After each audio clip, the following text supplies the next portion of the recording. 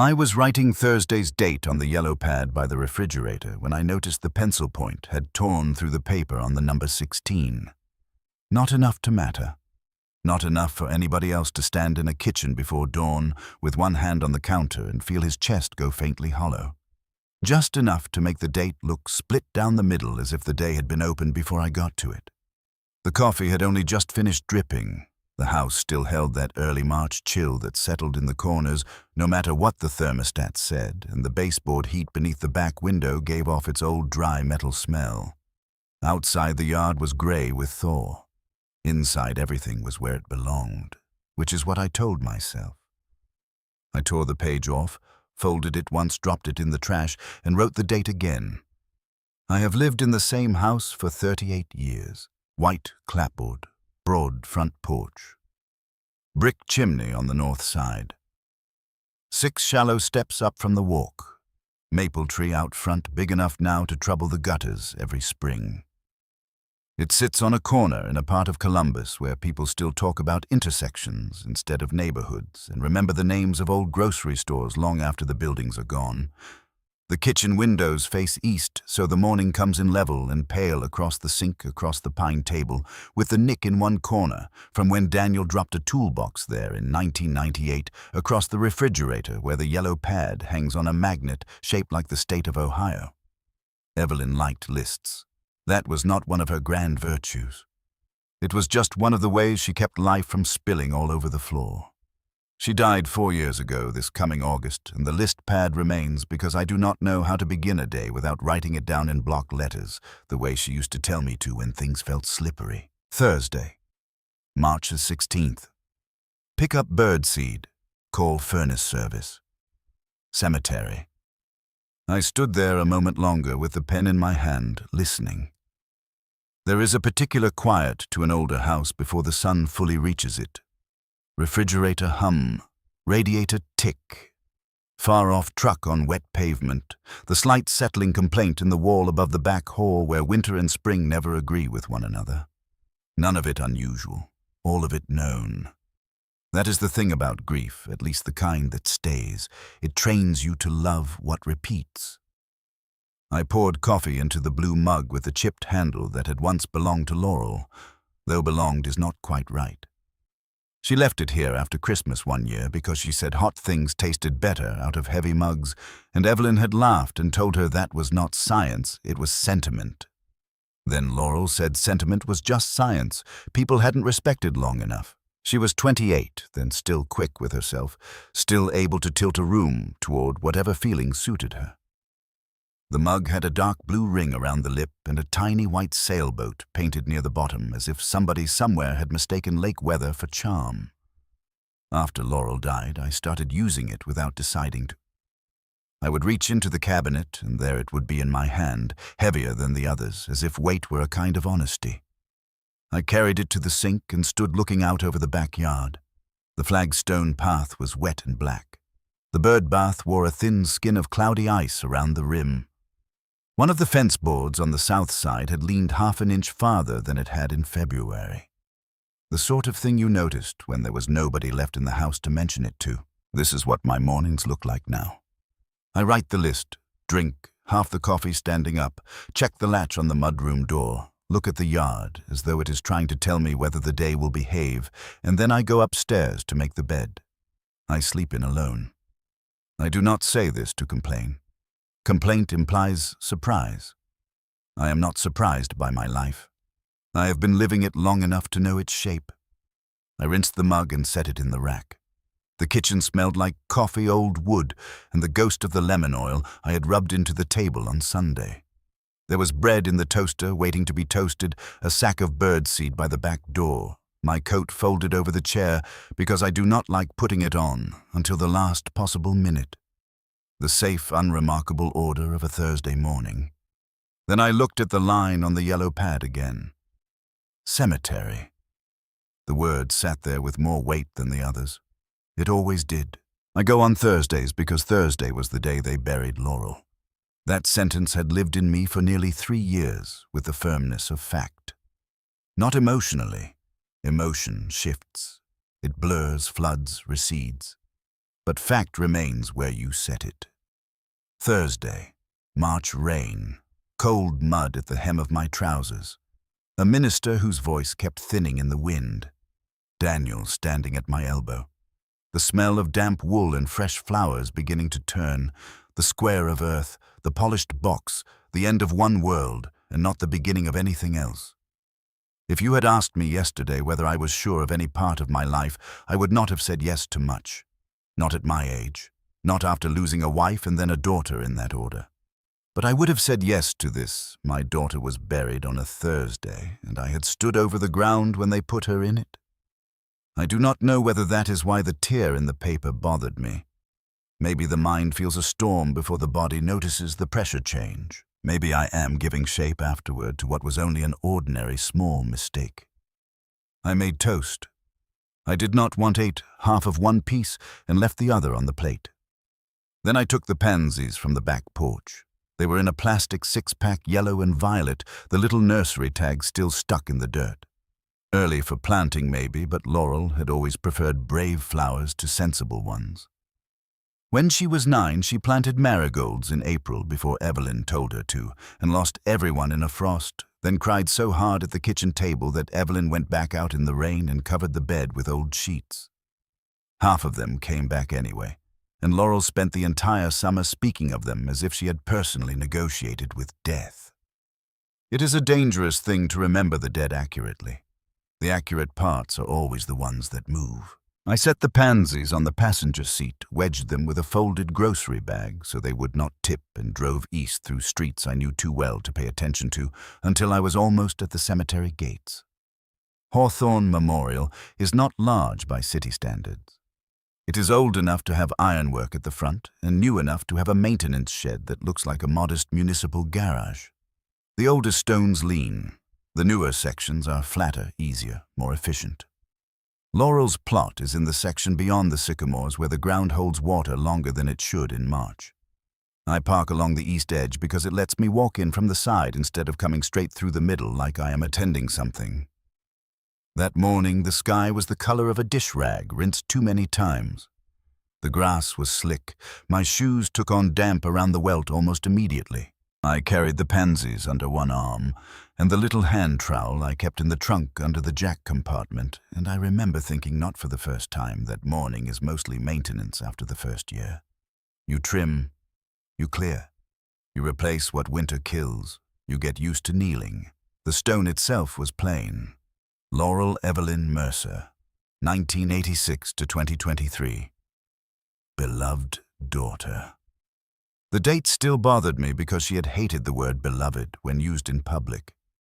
It makes me sound pre-dead, she once said at somebody else's funeral, and Evelyn had pinched her wrist without looking at her, which was their old code for, "You are not wrong, but stop."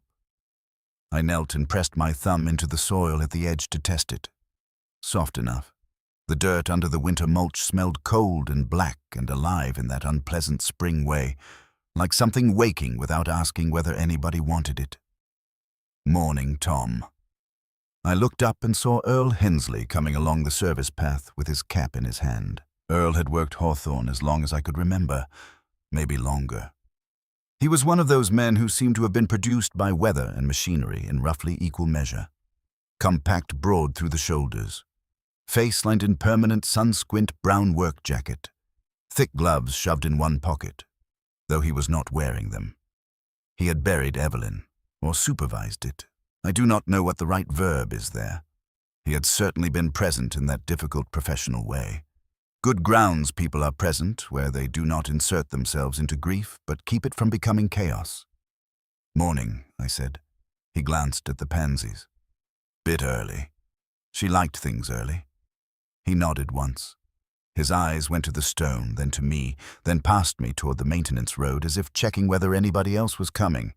It struck me only afterward that he was not walking a route. He had come over on purpose. You got a minute? He asked. I straightened slowly. My knees have been bad in damp weather since my 50s, and I do not enjoy giving them a performance audience, but Earl was looking at me with the kind of concentration men use when they are about to say something they dislike very much. Sure. He turned the cap in his hands. The bill flexed under his fingers.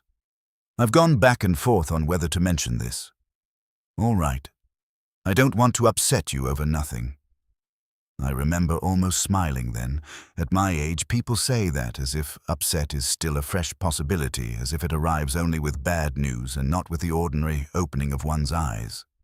What is it, Earl? He looked down at the plot, then back at me. Sir, he said and stopped. Then he started again. Sir, I'm sorry to ask this, but are you sure you saw them lower anything? Because that grave was never opened.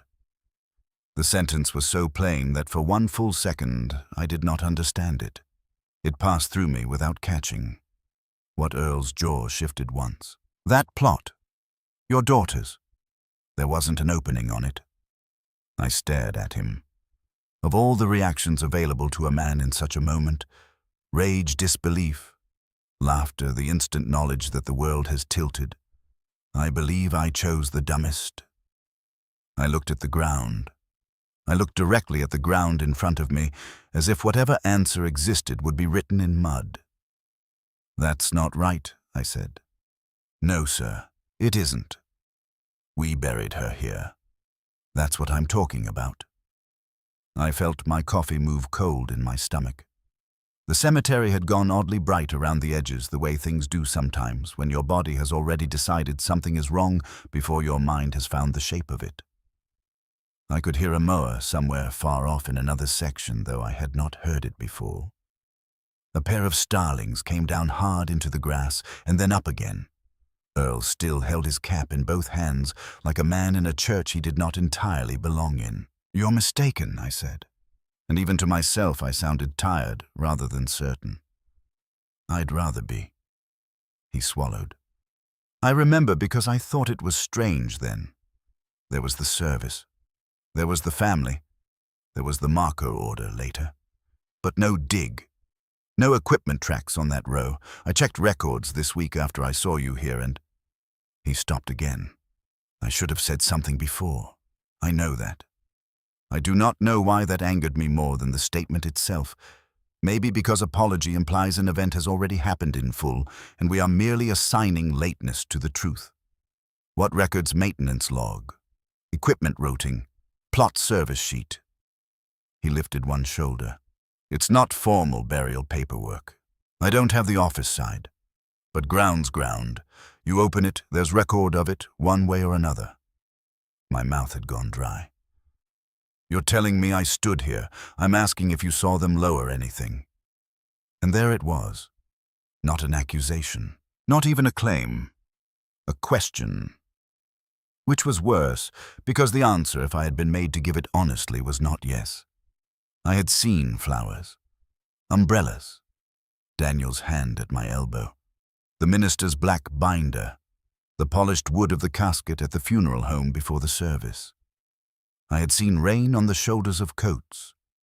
I had heard earth in my imagination with such force over the years that it now sat inside a memory like sound remembered from a dream. But the lowering itself, the actual physical act Earl was asking about, my mind moved toward it and slid. That was a hard day, Earl said softly. I know it was. I heard something in his voice, then not pity exactly, and not certainty. More like the fear a decent man feels when he realizes facts may have been standing in the same room with sorrow, and nobody knew which one had precedence. You're sure, I said. I'm sure the ground was never opened. I looked again at the stone. Laurel, Evelyn Mercer. There are lies that arrive with drama and therefore feel foreign to the life they enter. Then there are lies that arrive in the language of procedure in workmen's terms, in comments about machinery and timing, and those are harder because they sound like the underside of reality itself. I took my hand trowel and set it down on the grass without meaning to. My fingers had gone weak. When did you check this week? Why this week? Earl's eyes shifted. Because I saw you last Thursday. And I remembered thinking back then, same as I'd thought before, that I ought to say something. Then I didn't. Then my wife told me if I was carrying around some old discomfort that had a man's name attached to it, I ought to either live with being a coward or open my mouth. In any other circumstance, that might have sounded almost funny. Standing over my daughter's stone, it felt like cruelty delivered by marriage wisdom. "She was right," he said quickly, as though he heard it too. I think she was right. I looked at him for a long time. "Did Daniel say anything to you?" I asked. "Your son?" "Yes, not then. Just regular arrangements. Said the family wanted privacy." My scalp prickled at that, though I could not have said why. Privacy was an Evelyn word, a family word. The sort of word that had stood in for more dangerous ones all my married life. "Don't tell your aunt yet. Let's keep this private till we know more. Laurel's having a hard time, Tom. Let's not make it a family concern until we have to. Daniel's under pressure. Let's keep things calm." It was not an evil word. That was part of the trouble. Earl cleared his throat. "I can show you the service sheets if you want. Maintenance logs. Might not mean what I think they mean. Maybe there was some office handling I never saw. But I didn't want you standing out here another year if what?" He pressed his mouth tight. If that ground wasn't telling the truth. I do not remember leaving him. I remember the pansies still sitting in their plastic six-pack at the edge of the plot, absurd and bright. I remember picking them up because leaving them there suddenly felt like a kind of surrender I did not understand. I remember putting the trowel back in the trunk and missing the slot twice before it went in. I remember sitting behind the wheel with the key in my hand and not starting the car. There are moments when grief and fear become impossible to distinguish because both of them operate by subtraction. Something is missing, something is taken, something you thought solid has let go. I sat there until my knees cooled and my fingers hurt. Then I drove home. The house was exactly where I had left it, which ought to have comforted me and did not. I came in through the mudroom, set the pansies on the washing machine just inside the door, and stood looking at the hook rack where Evelyn's raincoat no longer hung, and Laurel's old denim jacket had once been left for 6 months because she forgot it every time she visited. The mudroom smelled like damp cotton laundry detergent and the cold mineral note that comes off wet boots on old tile. I could hear the refrigerator again. I could hear the grandfather clock in the front hall, which had been Daniel's idea to wind after Evelyn died because a house shouldn't sound abandoned. I had let him do it for the first year. Later, I started winding it myself, though I never asked myself why. I took off my coat and carried it into the kitchen. The coffee had gone stale in the pot. The toast crust sat on the plate where I'd left it hardening at the corners. Light had shifted across the table. Everything ordinary.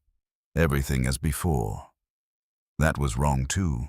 I don't mean in some grand literary sense.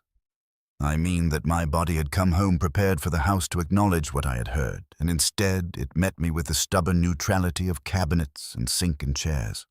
A man can begin to feel insane very quickly if the room he trusts most declines to participate. I poured the old coffee out, rinsed the pot, and stood at the sink longer than the task required. Water ran over my fingers until the skin blanched. Out the window, the leaning fence board looked exactly as it had that morning. A cardinal hopped once along the hedge and was gone. I told myself with real effort that there would be an explanation. I am not by temperament a dramatic man. I taught boys to use table saws for 32 years. You learn very quickly in such work that panic and imagination are luxury items. First, you determine what happened. Then you determine whether it is what you think happened. Then you act. All right then. First, what did I know? I knew Laurel had died. Daniel had called me from Riverside Methodist on a Tuesday night and said there had been an incident, then complications, then words I no longer trusted myself to repeat. I knew there had been a service. I knew there had been food in my kitchen afterward, too much of it, all of it wrapped in foil and spoken over in whispers. I knew there had been flowers. I knew there had been a stone eventually. I knew I had stood by that stone for nearly 3 years. What I did not know, And what terrified me suddenly with almost childish force was whether I knew the shape of the middle. I dried my hands and went into the den. The den sits off the front hall and used to be called the sitting room until Daniel was in college and started referring to it as the den in some fit of suburban adulthood that amused Evelyn greatly. The name stuck. It has built-in bookshelves on one wall, a gas fireplace on the other, 2 wing chairs, 1 leather sofa, and a rug. Evelyn bought second-hand and spent 20 years being pleased by because nobody else had noticed how good it was under the dust. Since her death, it has become the room where memory is allowed to look respectable. Family photos, framed obituaries, the memorial binder from Evelyn's service, a shelf of Laurel's poetry books, nobody has touched except to dust. Or so I had thought. I stood just inside the doorway and looked around.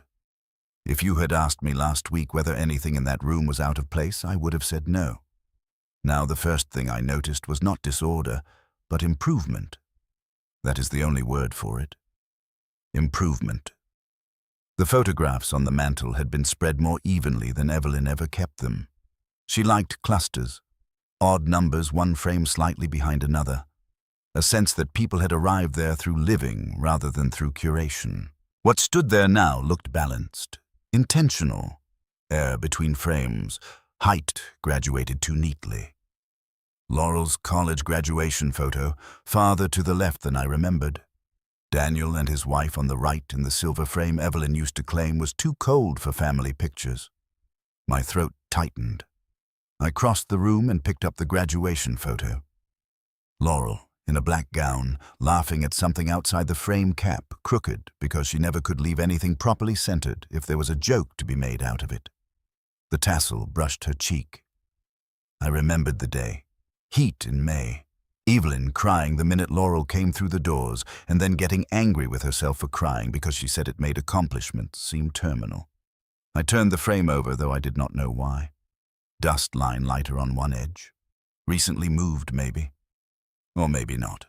Memory is treacherous when given the chance to become self-conscious. I set it down again and looked toward the front hall. From where I stood, I could see the foot of the staircase rising toward the landing. I knew suddenly, and with complete certainty, that I needed to look upstairs. The house has 13 stairs to the landing. Evelyn used to claim 12 aloud because 13 felt melodramatic, and she disliked granting numbers personality. My hand brushed the banister as I went. The wood there is smoother than anywhere else in the house from decades of palms and shirt sleeves. At the top, the hall opens left toward our old bedroom and right toward the 2 smaller rooms that had belonged to Daniel and Laurel when they were young and later became guest rooms, storage, and then almost themselves again when Laurel stayed with us for a while after her mother's first round of treatment.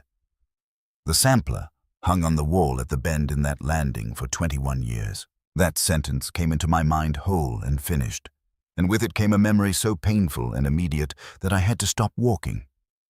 Evelyn on a step stool in 2002, hammer in one hand, sampler in the other, asking me whether the line looked straight. I had been under her on the stairs with my hand at the small of her back because I distrusted both old houses and women who would not wait for help. The sampler was cream linen in a walnut frame stitched in muted blue and green. Not cute, not country. Evelyn would have hated either of those words.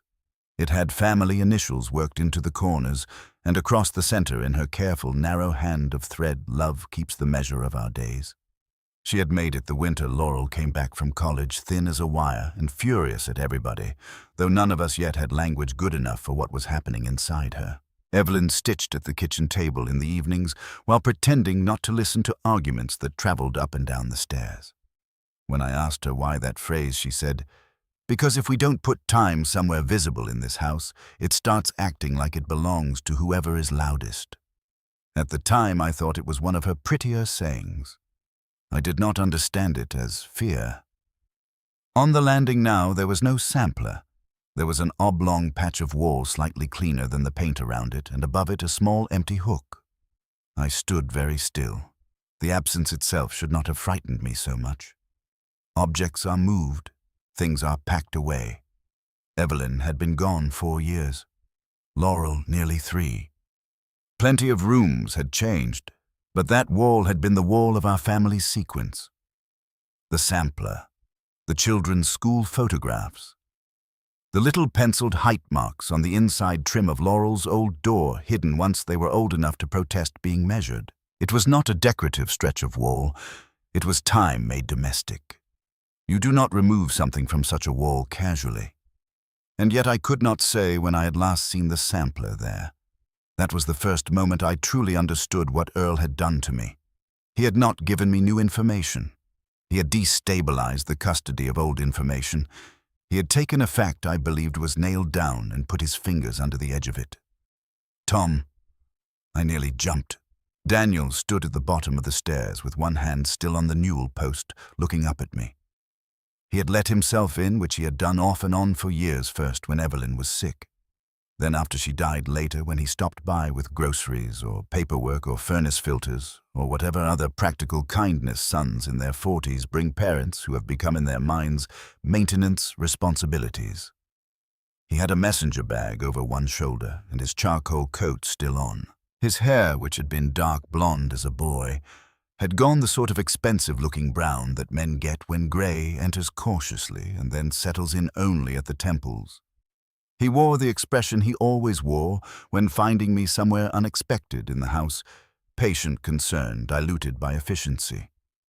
"Didn't hear you come in," I said. "You left the mudroom unlocked." He looked up the stairs at me, then at the wall. "What are you doing?" I almost said I don't know.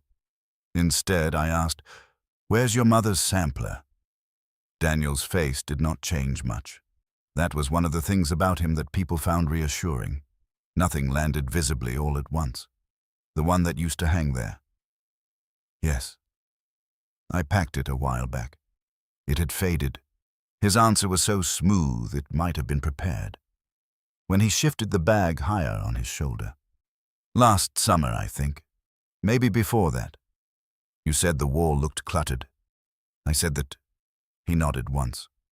"You were having a hard day. We talked about simplifying some things." I stared at him. There are sons who resemble their mothers physically and sons who inherit something stranger. Daniel had Evelyn's calm when observed from a distance. Up close, where her calm had always contained warmth and worry and the possibility of self-doubt, his carried a clean, flat certainty that made me tired. "I don't remember that," I said. "Well," a small smile, almost kind. "That doesn't necessarily mean it didn't happen." There was nothing overtly cruel in the sentence. That was the brilliance of it, if brilliance is the word. It arrived dressed as mercy. I looked past him toward the den. "Why are you here? Dropped off the furnace service number you wanted?" "And the church directory. Mrs. Klein asked if you still had." "I can come back." He made no move to leave. I kept my hand on the banister. "Did you move the photographs too?" "What photographs in the den?" Another brief pause. Not long enough to accuse, just long enough to mark. "I straightened some frames last week," he said. "Is that what this is about?" "This is about your mother's sampler. It's packed safely." He tilted his head. "Dad, are you all right?" The question came so naturally, with such practiced moderation, that for one ugly second I felt ashamed. Ashamed of being on the landing, ashamed of noticing, ashamed of not remembering exactly when something had disappeared from my own house. I heard myself say, "Earl Hensley told me something strange this morning." Daniel's gaze sharpened very slightly. "At the cemetery?" "Yes." What he said. Laurel's grave was never opened. The silence after that was so small that if I had not been watching him, I might have missed it. Daniel did not step back. He did not look startled. He exhaled through his nose, set the messenger bag down on the hall table, and said in the same tone he might have used if I'd told him the grocery had mischarged me for milk, "Earl's been there forever." He remembers half of things and confuses the other half. He said he checked records. Maintenance logs aren't burial records. So you know what he means. I know enough to know this is exactly the kind of thing you don't need to get upset over. He took one step toward the stairs. That period after Laurel died was a blur for everybody, but especially for you. Something in me went cold then, not because of what he said, because of how swiftly he had arrived at the frame. Not wrongness, not possibility, not surprise. My upset. I looked again at the empty space on the wall behind me. When did you pack it? I asked. I told you sometime last year. You think. Or you know. He rubbed once at the bridge of his nose. Dad. Daniel. His hand dropped. I don't know the exact month, and I asked you to. You asked me to help with a lot of things around then. He glanced up the stairs, not quite to the wall, then back to me. You were having trouble. With what? With dates, placement, ordinary stuff. There it was again. Soothing, corrective, a net cast as if out of concern. I do not know what expression showed on my face. Whatever it was, Daniel softened his own immediately. Look, he said, why don't I make us some coffee and you tell me exactly what Earl said? We can sort it out. We sort it out. The same phrases, the same adult-child tenderness, sharpened by usefulness that had carried me through hospital forms after Evelyn's diagnosis, insurance calls after her death, the numb weeks after Laurel's service, when I let Daniel drive, because the roads looked to me like unfinished thoughts. I should say here that Daniel is not a simple man, and I am not writing a simple story against him. He was a good son in 1,000 real ways. He took his mother to appointments I could not get away for. He set up automatic bill pay when I could not bear to look at another envelope. He came over and fixed the upstairs toilet without telling me I had failed to notice the leak soon enough. If cruelty had been all he ever offered, I would have known what to do with it. Instead, what I had standing on that landing under the empty hook was a son who had helped me survive, and a sentence from a cemetery man that had begun to make survival feel edited. No, I said. Daniel's mouth closed. I don't need coffee. All right, I'd like the sampler back. It's in storage somewhere. Then find it. Today, if possible. He bent and lifted the bag again. Sure. The ease of that answer unnerved me almost more than resistance would have. He came up the first few stairs, then enough that we were almost eye level, and he put his hand lightly on the banister post instead of on me. Deliberate, respectful, practiced. I know this month is hard, he said. You don't have to go digging around in old things every time something sets you off. Sets you off. I had the absurd urge to laugh. Instead, I said, What month is it? He looked at me, and for the first time something like impatience moved under the skin of his face. March. Yes, I said, I know. He nodded once the matter closed in his posture, if not in mine. I'll look for it, he said. Call me before you go back out to the cemetery, all right? Then he went down the stairs, crossed the front hall, and let himself out. I remained where I was until the sound of his car had faded completely. Then I turned back to the wall. The landing window at the far end was taking in the pale noon light, now enough that the eggshell paint showed its age. There, in the place where the sampler had hung the cleaner rectangle, made sense. But just above the current, hook higher slightly to the left, was another tiny mark in the plaster. Not a crack, not a stain, a filled old puncture nearly invisible unless you knew to let your eyes unfocus and take the wall in as surface rather than decoration. I stepped closer. Below it, just at shoulder height, another faint scrape. Not damage from removal. Adjustment. I lifted my hand and touched the wall where the sampler had once rested. The paint there felt cooler, smoother. My fingers moved upward to the old filled puncture. I could smell dust and the faint dry sweetness of old linen from the hall closet nearby. Downstairs, the grandfather clock sounded the quarter hour, small and lonely in the front hall. Somewhere in the kitchen, the refrigerator motor kicked on again. I stood with one finger on the old hook mark and understood with a certainty so cold it seemed to come from outside me that the house was missing something more deliberate than decoration. I left my finger on the wall longer than made sense, as if plaster might answer touch more honestly than people answered questions. The house had gone very quiet around me. Not the ordinary quiet I knew how to live inside, but a watchful one. The sort that seems to gather itself after a sentence has been spoken and before the next one arrives. I lowered my hand and looked down the hall toward our bedroom. The door stood open. The bed was made. Evelyn's side of the dresser still held the porcelain dish where she had dropped her earrings at night, though there were no earrings left to drop. Across from that, Laurel's old room stood closed, the brass knob catching the dull afternoon light. Everything looked like a house that had gone through grief with discipline and emerged respectable. I stood there long enough to understand I was afraid to move. Not because I thought someone was in the house, not because I believed walls concealed anything theatrical. I was afraid to move because movement meant choosing whether I still lived here as a man in possession of his life or as a man being gently shepherded through a version of it. At last, I went downstairs, got my coat, and drove back to Hawthorne Memorial. Earl was in the maintenance shed office when I found him. The office was a narrow room, tacked onto the side of the equipment bay, paneled in something meant to resemble wood and worn smooth at the edges by years of jackets brushing past.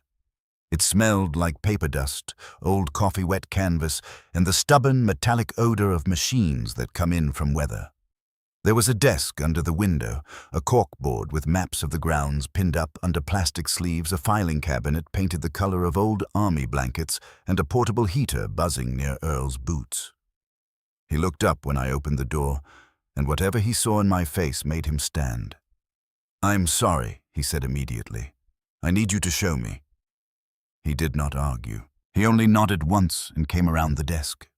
Up close in the office light, his face looked older than it had, outside the lines cut deeper around the mouth. He motioned me into the chair by the desk, then pulled a ledger from a shelf and set it down in front of me. "This isn't the official burial file," he said. "Office handles permit records and funeral home paperwork. This is ground scheduling, equipment route, dig orders, fill orders, winter postponements, marker installs, that sort of thing." I looked at the book without touching it. Earl opened it himself, pages thick and slightly warped from years of damp hands and seasons. "Here." He put his finger on a line. "Week of March 12th through the 18th. Rows of names, plot numbers, abbreviations, penciled initials. None of it would have meant anything to me a day ago. That afternoon it seemed suddenly like another language I had always lived beside without respecting." Earl tapped one entry. "This is your daughter's marker request. Set date later after ground settled. Here's service coordination note. Family gathering. Clergy. But there's no dig order tied to the plot. No open, no close." My eyes went over the lines again and again as though repetition might manufacture comprehension. That doesn't make sense. No, there would have been some separate notation. For weather delay, maybe? Frozen ground backlog if there'd been a vault issue. He shook his head, but not like this. I could hear the heater fan spinning the faint rattle in it that suggested one loose screw no one had bothered replacing. Outside, somewhere in the bay, a drip fell in regular intervals from the underside of a truck. The ordinary work sounds of a place not built for revelations. "Who handled the service?" I asked. Earl rubbed a knuckle along his jaw. "Funeral home sent over the usual coordination. I wasn't on the front side of paperwork. I was on grounds. Your son spoke to somebody at the office more than once, I remember that much. Wanted to keep things quiet." Quiet. Again, the word. "Did you see the casket?" "At the service," he said. "No, sir. I saw the hearse. Saw the family gather. There's weather tenting, sometimes extra staff if the ground's bad. That day there wasn't any of that." I closed my eyes briefly. There are humiliations you do not anticipate even in grief. One of them is learning how much of your most sacred suffering you may have supplied yourself. Earl's voice softened. "I'm not telling you what you remember. I'm telling you what I don't have record of." I opened my eyes. "Show me all of it."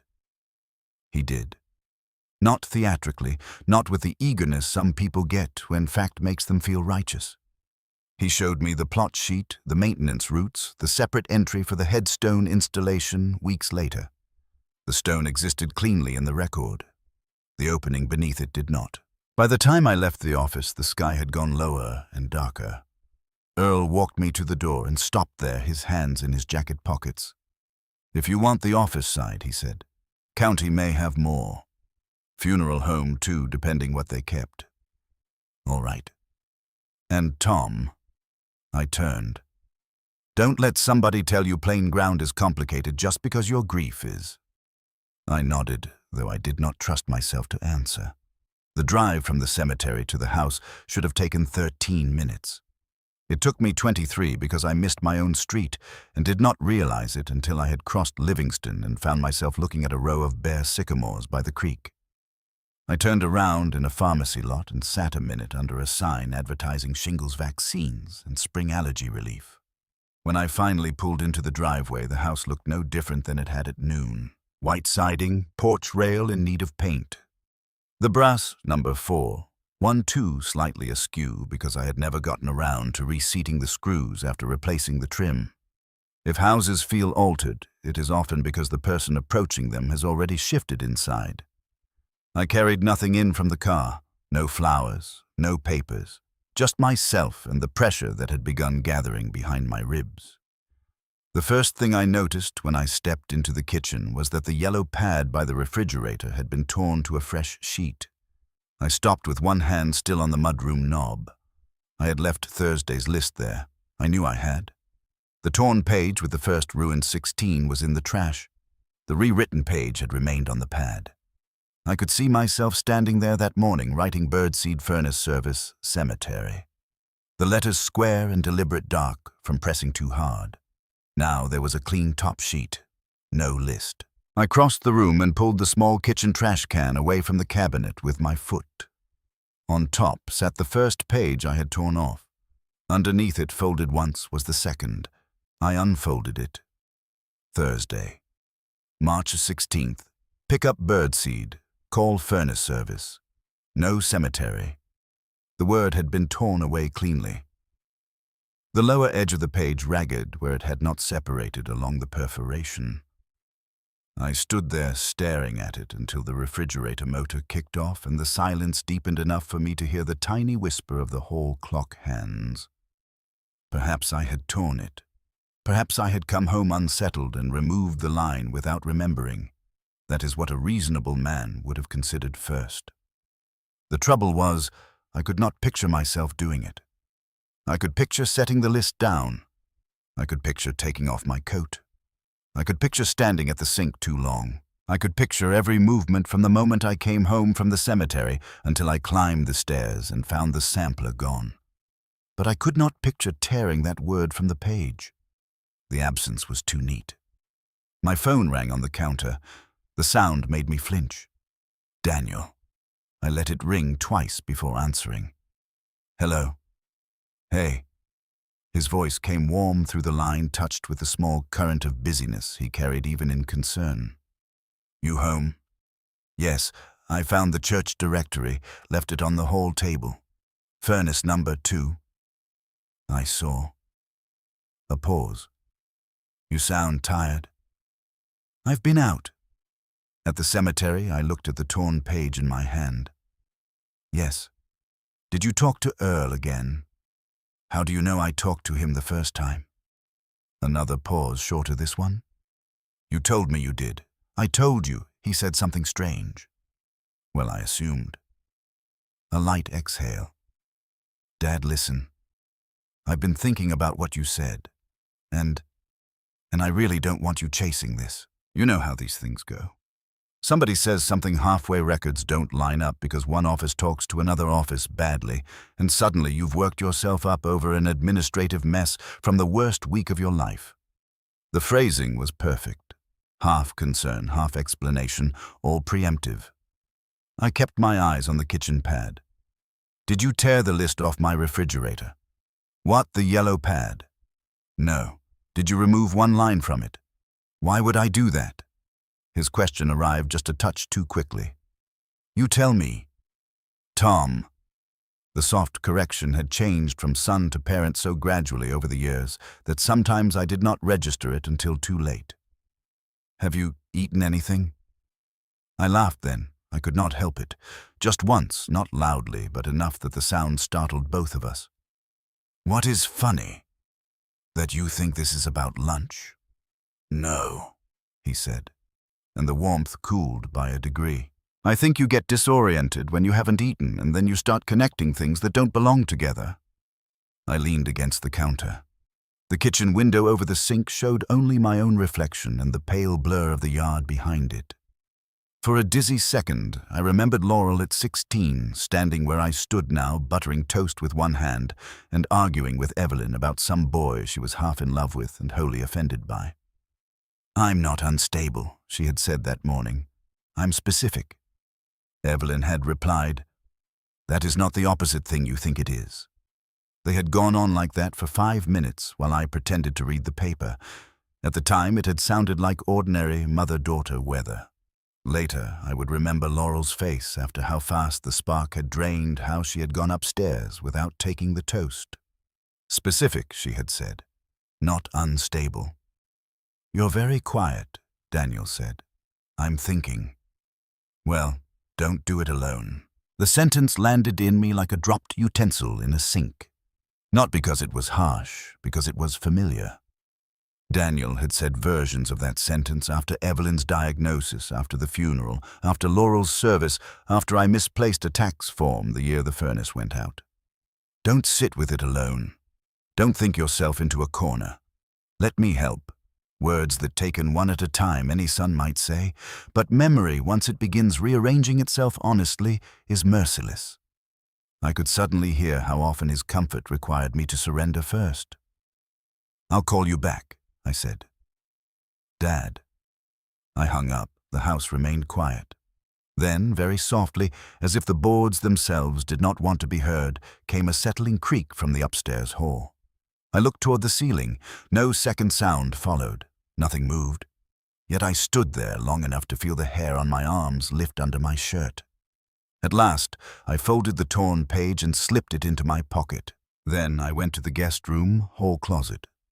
The closet sat off the short upstairs corridor between Laurel's old room and the little bathroom with the octagonal floor tile Evelyn had defended against 3 separate remodeling suggestions across 20 years. It was a narrow, deep closet, partly linens, partly overflow storage, partly grief annex. After Evelyn died, things had gone into it under the dignified lie of temporary sorting. Casserole carriers, guest sheets, the black dress Helen Klein had worn to the service and forgotten for 6 months.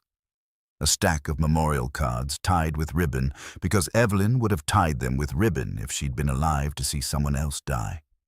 And, at the very back on the floor behind a lidded tub of winter blankets, the cardboard casket box from the funeral home containing programs, sympathy lists, receipts and papers. Nobody wanted visible, but nobody was ready to throw away. I knelt and tugged it forward. Dust came up with the smell of cedar and old paper. My knees protested the tile. Behind me, the hall window gave off weak afternoon light enough to make the dust motes look almost solid.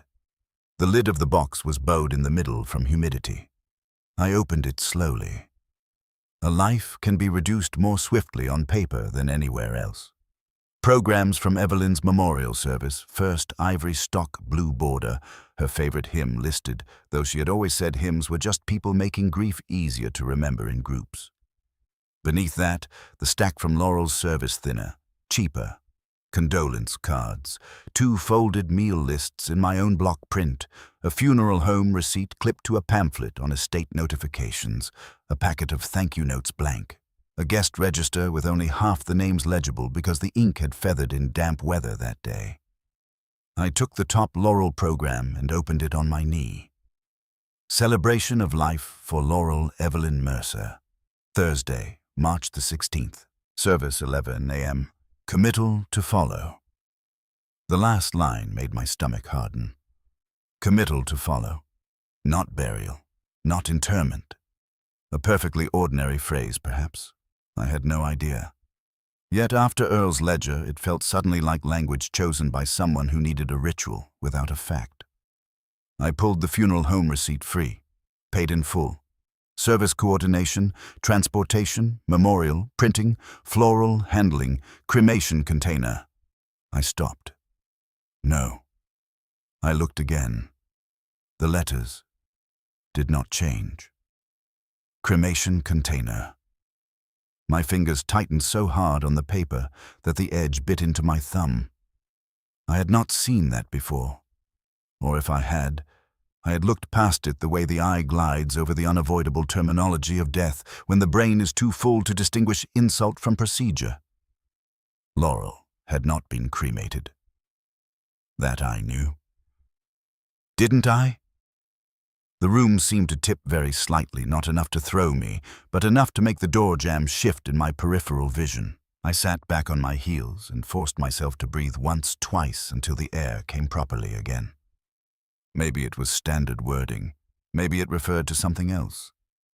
Maybe funeral homes used old forms or multi-purpose billing codes. I could feel explanation rushing toward me, frantic to arrive first. I laid the receipt aside and reached for Evelyn's appointment books. She had kept them in a stack tied with pale green ribbon that had once come around a box of pears from one of the neighbors at Christmas. 2 books per year pages split by month, every appointment in blue ink, every family birthday marked in pencil first, and then traced over once the cards were bought. Even her worry had organization. The ribbon came loose under my fingers with a tiny dry whisper. I chose the volume covering the spring Laurel died. If I had been asked that morning to name what I missed most about Evelyn, I might have said her voice in the kitchen, or the weight of her hand on my forearm while reading in bed, or the way she used to pause on the upstairs landing and look back down into the house as if checking whether love had made it safely around the corners.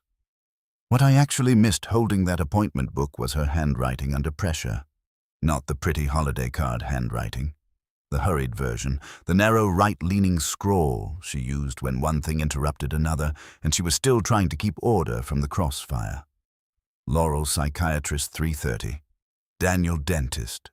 Tom furnace. Pick up dry cleaning. Soup for Helen. In those compressed lines was the old family truth. Nothing ever happened one at a time. I opened to March. Page after page in blue ink. Medical appointments from Evelyn's own illness the year before she died. Then later notations in a shakier hand, then on into the following spring. I turned carefully until I found the week of March 16th. There were entries for Monday and Tuesday, then a blank where Wednesday should have held more than blankness. Thursday listed service 11 o'clock, flowers by 9, call pastor. Friday carried a note in the margin, return extra chairs. I stared at the Wednesday page. Not because it was empty, because it was wrong. Paper has a body to it. Even cheap paper. It yellows in place, takes on oils from fingers, bends toward the binding that has held it for years.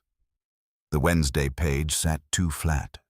Its cream was a little cleaner than the sheet facing it. At the top edge near the staple seam, there was the faintest roughness, as if something had once been pried and pressed. I ran my thumb along the fold. My pulse began to hammer in my ears. The page did not belong, or if it did, it had been handled differently from every page around it. I bent closer. At the bottom in Evelyn's hand on Tuesday's page was a half sentence cut by the edge L. Won't. And then nothing. Wednesday, blank. Thursday service. I sat motionless on the closet floor with the book open across my knee and felt very slowly some last internal brace begin to give way. There are discoveries that enlarge a mystery and discoveries that make a home betray you. This was the second kind. I was not looking at a lost record. I was looking at a page that had either been replaced or preserved in a way that announced interference. Someone had touched Evelyn's time. Someone had reached into the days around my daughter's death and tidied them. My phone vibrated in my pocket. Not ringing. A text. I nearly dropped the book getting it out. Daniel, you in the upstairs closet again. I stared at the screen. The hall was silent behind me. No footstep, no door, no car in the drive that I had heard.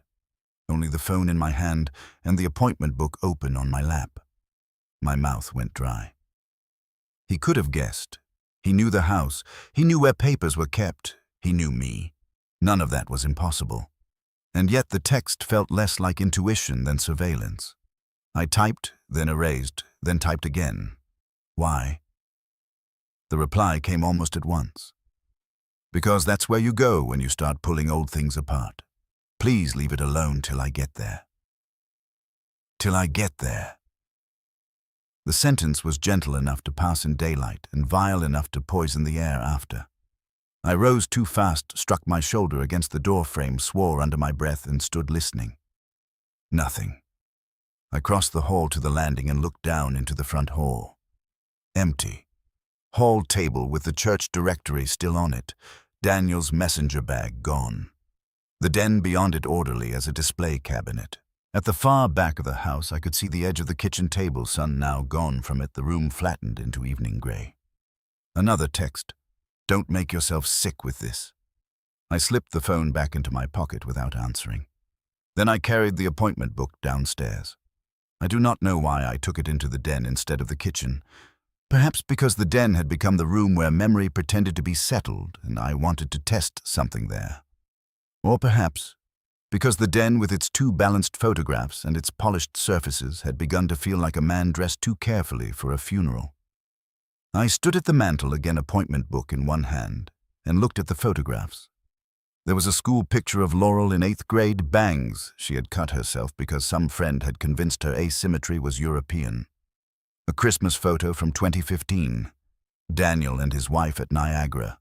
Evelyn in the garden with dirt on her cheek. My eyes moved from frame to frame until they settled on one. I had scarcely paid attention to before Laurel at 10, missing her front tooth, leaning against the upstairs hall trim while Evelyn held a pencil to the top of her head and pretended solemn concentration. The background of the photo showed the wall behind them. No sampler, no weight. I stepped closer.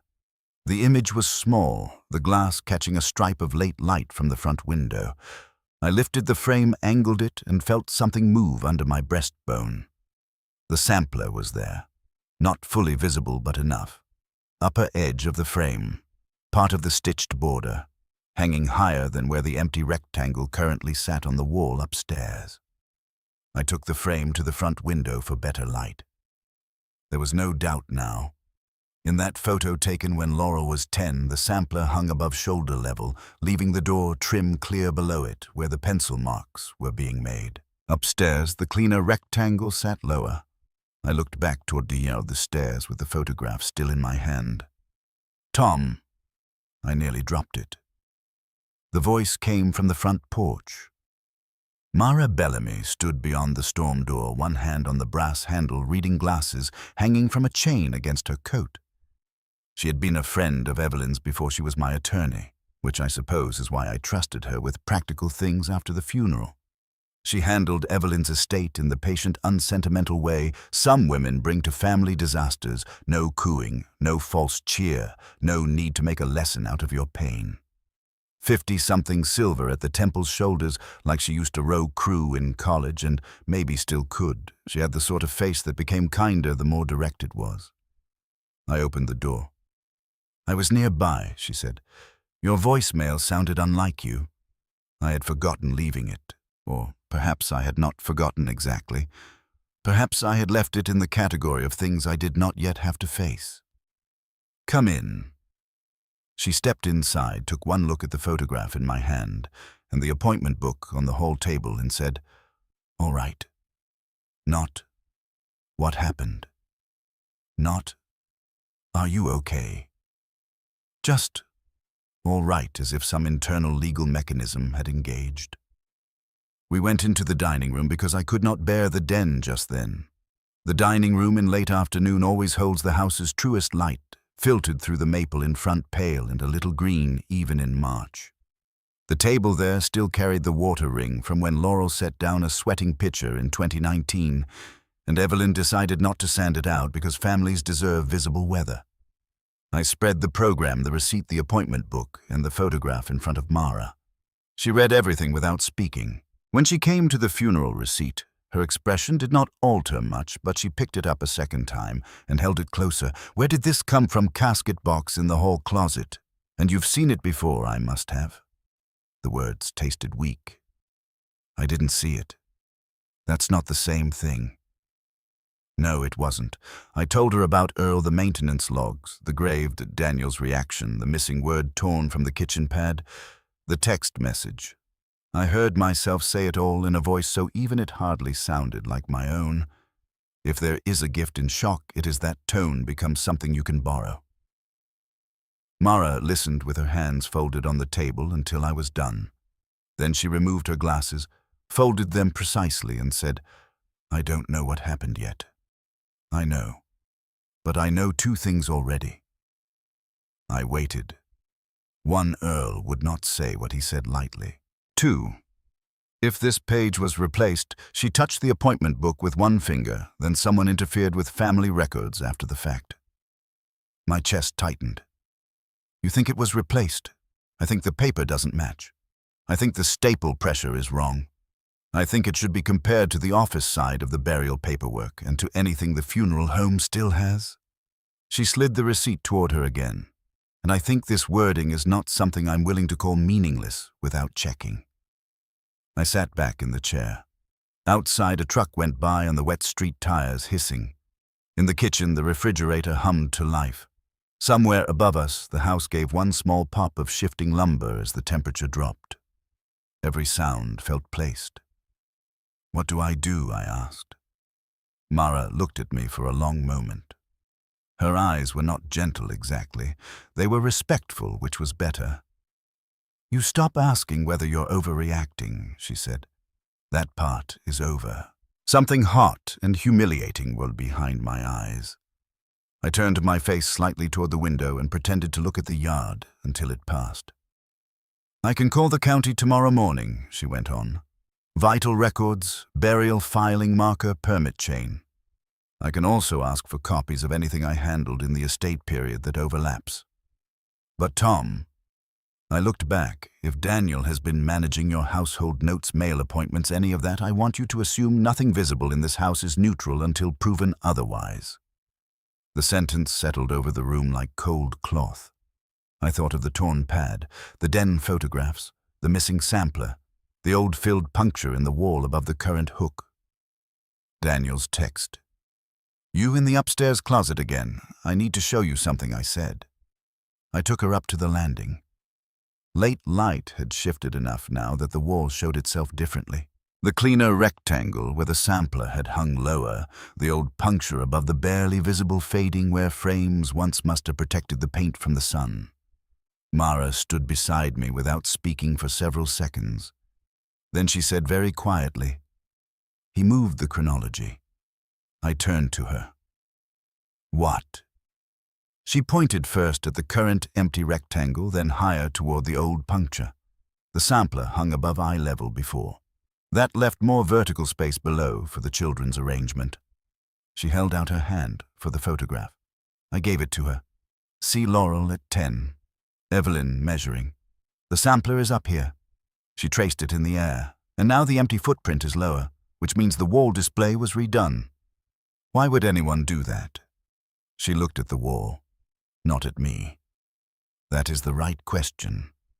I could smell the dry, dusty sweetness of the hall closet again. The window at the far end of the landing had gone reflective, dimming the outside into slate and showing only a thin ghost of us in the glass. A memory came then, not invited, not wanted. Evelyn, on this very landing after Laurel, came home at 34, for what she promised was just a few weeks till things settle. It had been late. I was in bed. I heard low voices and came to the doorway, in time to see Evelyn taking 2 photographs off the wall and holding them against her chest, while Laurel stood on the top stair in her green raincoat, eyes swollen, saying, "Don't make me into a seasoned mom." At the time, I had thought the line meant only that Laurel hated being handled indirectly, hated being rearranged into a family mood. Evelyn saw me and said too quickly, "Go back to bed, Tom. We're all tired." In the morning, the wall had looked tidier, more evenly spaced. I remembered asking jokingly whether she'd hired a museum curator in the night. She'd smiled without showing teeth and said I wanted things less crowded. Standing there with Mara, the memory changed in my hands. Not because I suddenly understood it fully, but because it no longer belonged to harmless domestic editing. I could see Evelyn's face now with a clarity that hurt me, not tidy-minded satisfaction, but strain. Fear disguised as arrangement. I should have asked more questions, I said. Mara's voice remained low. About Evelyn. About Daniel. About Laurel. Yes. Yes, she said. Not cruelly, just truthfully. We stood there until my phone rang again. Daniel. Mara looked at the screen, then at me. Put it on speaker, she said. I answered. Hello? Are you with someone? My eyes went to Mara. She said nothing. Why? Because I stopped by and your car was there, but you didn't answer the door. Then I saw Mara's car. A pause. Tom, what exactly is going on? The fact that he knew her car tightened something in my throat. He had not simply called. He had come by. Mara stepped closer so that if she needed to speak, she could be heard. I could feel the contained force in her without looking. I asked Mara to come, I said. Why would you do that without talking to me first? There it was not grief, not confusion, but procedure offended, as though consultation with him was still a required step before independent thought. Because I wanted legal advice. Another pause longer now. This is getting out of hand. No, Mara said before I could stop her. Daniel inhaled sharply on the line. I see. No, she repeated, still calm. What's getting out of hand is your assumption that your father owes you clearance before he asks questions about his own records. Silence. Then Daniel said, This is not helping him. Mara's mouth hardened just slightly. That depends what you mean by help. I could hear his breathing. Controlled, measured, more dangerous somehow because of the effort. Tom, he said at last, refusing her. I'm coming over. No, I said. You're upset. Yes, that's exactly why I'm coming. Mara looked at me. The choice, I understood suddenly, was not whether Daniel would arrive. It was whether I would step aside before he did. No, I said again, and this time my voice sounded different even to me. Not tonight. The silence that followed was so complete I thought for one moment he had disconnected. Then he said softly, You're doing it again. What, you're taking fragments and making them dangerous because you don't trust yourself with the whole. This is what happened after Mom died. This is what happened with the taxes. This is what happened when you thought the bank statement had been altered and it turned out you were looking at the wrong month. His tone stayed low, reasonable. Please don't let Mara turn this into a case before you've slept. My free hand gripped the banister so hard the tendons in my wrist ached, because he was not wholly inventing. That was the genius of it. After Evelyn died, I had indeed mixed months once briefly in a fog of paperwork and insomnia.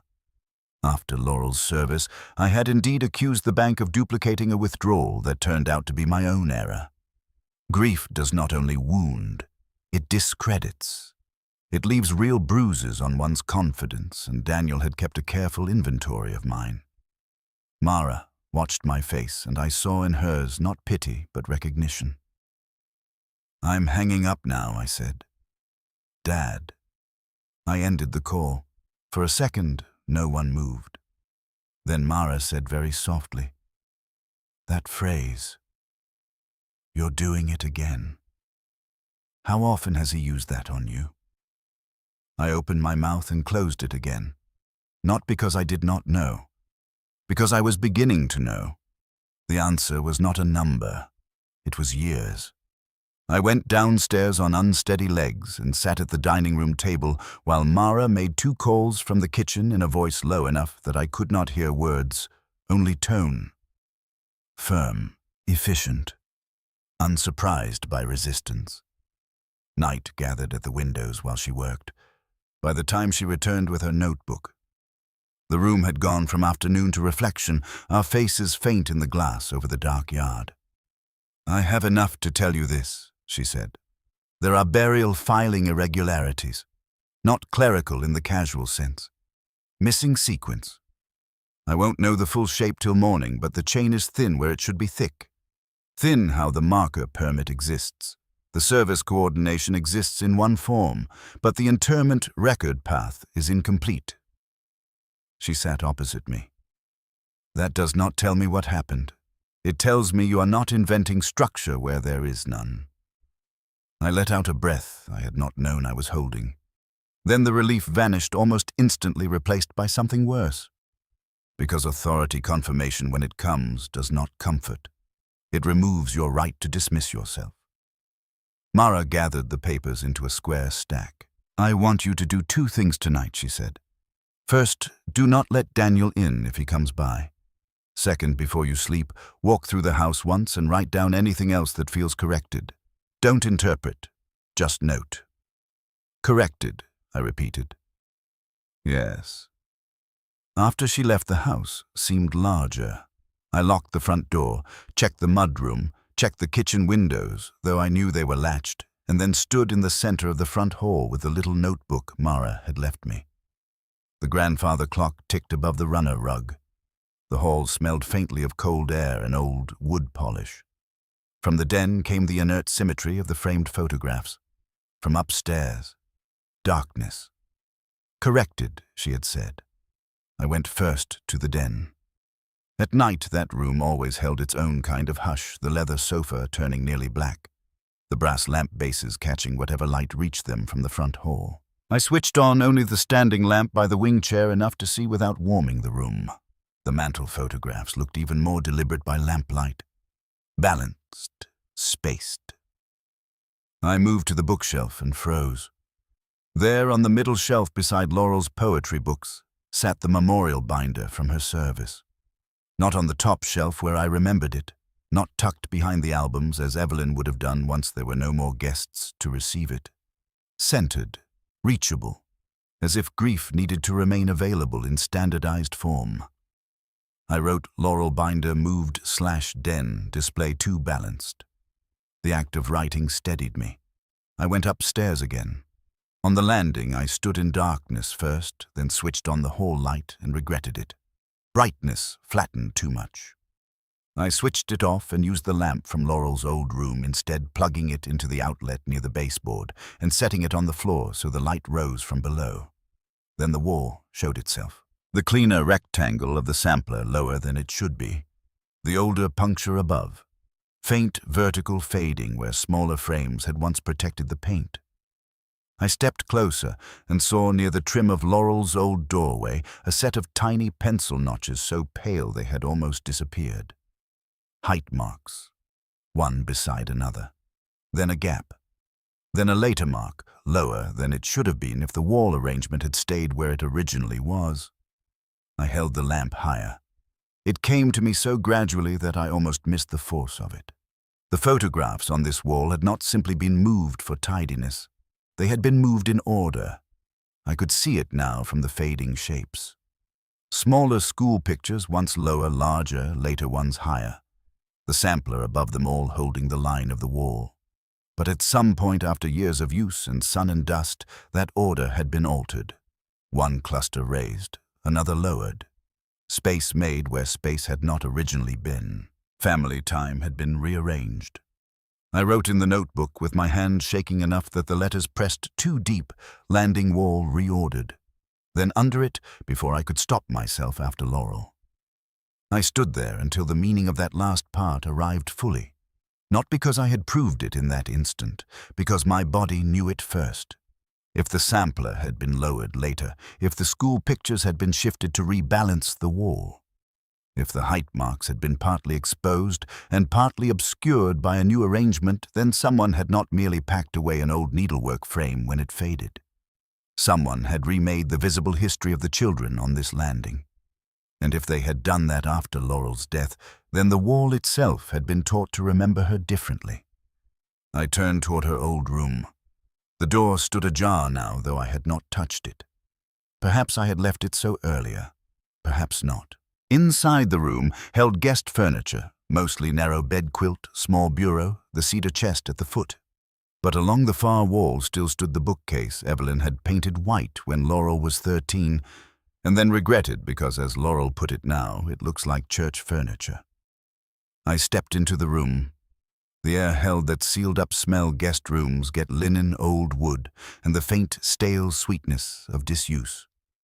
On the bureau sat the lamp with the crackled ceramic base that Evelyn swore she would reglaze someday. The bedspread was smooth. Too smooth. Daniel's sort of smooth. I crossed to the window and saw that the curtain tie-back on one side had been refastened higher than the other. Not dramatic, just wrong. Evelyn hated uneven curtains with a personal feeling that bordered on theology. Laurel had teased her for it all her life. If God wanted symmetry, she used to say he wouldn't have made my left eyebrow. Evelyn would reply, God did not install these rods. I did. I looked around the room again and felt the first clean edge of something harder than fear. Not certainty. Offense. The kind that comes when you realize someone has been using the rules of your own house to move you through it. I heard a car slow outside and kill its engine. Every muscle in me locked. I went to the front window of Laurel's room and moved the curtain half an inch. Daniel's car sat at the curb. No headlights. No immediate movement, just the dark sedan and the porch light falling weakly across its hood through the bare maple branches. My heart thudded so hard it seemed to push sound out of the room. Then from below, very softly, came the front porch step complaining under weight. I crossed the room in 2 strides, went to the landing, and stood above the stairs in darkness. The doorbell did not ring. Instead, there came the faintest knock on the door, as if from someone not wishing to alarm the house. Then Daniel's voice low through the wood. Dad. I did not answer. Another soft knock. Dad, I know you're in there. I looked at the front door from above. The frosted pane beside it held his shape only as a darker vertical in darkness. The house made no sound. Even the clock seemed to have withdrawn into itself. Tom, he said then, quieter still, and something in the change made it worse. He only used my name when he wanted to step around the role and talk to the weakness underneath it. Please don't do this. I gripped the banister. He knocked again once. Then so soft I almost doubted hearing it, he said, I can help you if you stop making me the problem. The sentence moved through the dark house like a cold draft. I stayed where I was silent until at last I heard his weight shift back off the porch step, then the car door, then the engine. Only after the sound had gone completely did I realize I had been holding my breath. I went back to the landing wall and stood with the notebook in one hand and the lamp in the other. Below me the house remained what it had been that morning. Front hall, demi, kitchen, stairs, rooms, objects, air. But the order inside it had cracked. Not in theory, not in feeling alone. In sequence, in placement, in the visible arrangement of time. I lifted the lamp once more toward the faded wall and saw finally what the house had been showing me since noon. The children on that wall had not been allowed to grow in the order they actually lived. The sentence stayed in the air after I understood it. Not literally. The house did not echo. Old houses absorb more than they return. But some realizations alter the pressure in a room so completely that, for a while, everything else seems to arrange itself around them. I stood on the landing with the lamp in one hand and the notebook in the other, looking at the faded wall and the pale pencil marks on the trim, and what I felt was not confusion anymore. It was insult, not the ordinary sort, not hurt pride, not family friction, not the ache of being patronized by one's own son. This was older and cleaner. The sort of offense a man feels when something sacred has been handled without permission. The children on that wall had not been allowed to grow in the order they actually lived. I said the words aloud once in the empty hall, not because I needed to hear them, but because the house did. Then I turned off. The lamp went downstairs, locked the front door again, and took the dining room table back. That is the simplest way I know to put it. Until then, the dining room had still belonged to ordinary use, even in a house where ordinary use had thinned over the years into one man's meals and occasional holiday company. Evelyn's runner still lay down the middle. The bowl of clementines I had not eaten from sat where light used to catch them in the late afternoon. A stack of old newspapers needed taking out. The table itself, oak with one repaired leaf joint, still belonged to dinner's cards, birthday's pie, cooling neighbor coffee, condolence casseroles. By midnight, it belonged to chronology. I cleared it slowly. The clementines went back into the kitchen. The runner I folded and draped over the sideboard. The newspapers I stacked under the chair by the window. Then I carried in the box from the hall closet, Evelyn's appointment books, the memorial program, the funeral receipt, the photograph from the den, and the little notebook Mara had left me. I made piles. Not because I am by nature better at order than disorder. I am not. I am good with tools, sequences, lengths, cuts, repairs. Emotional life is where I have always trusted other people more than I should have. But once you understand that what has been done to you is a matter of placement and sequence, your mind begins reaching for the right counterweight. I placed every item connected to Laurel's death on the table in a row, leaving space between them. Program, receipt, appointment book, photograph, my torn refrigerator page from the trash, the notes from the landing wall. On another side of the table, I made a second row, things connected to Evelyn's habits, her books, the family church directory Daniel had left, 2 old holiday card address lists in her hand, a folder of household warranties Daniel had reorganized for me 2 winters ago. I did not yet know what belonged.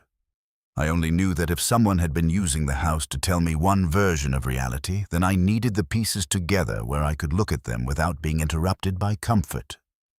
At some point I made coffee, though I did not want it. At some point I realized the clock in the front hall had struck midnight and then 1.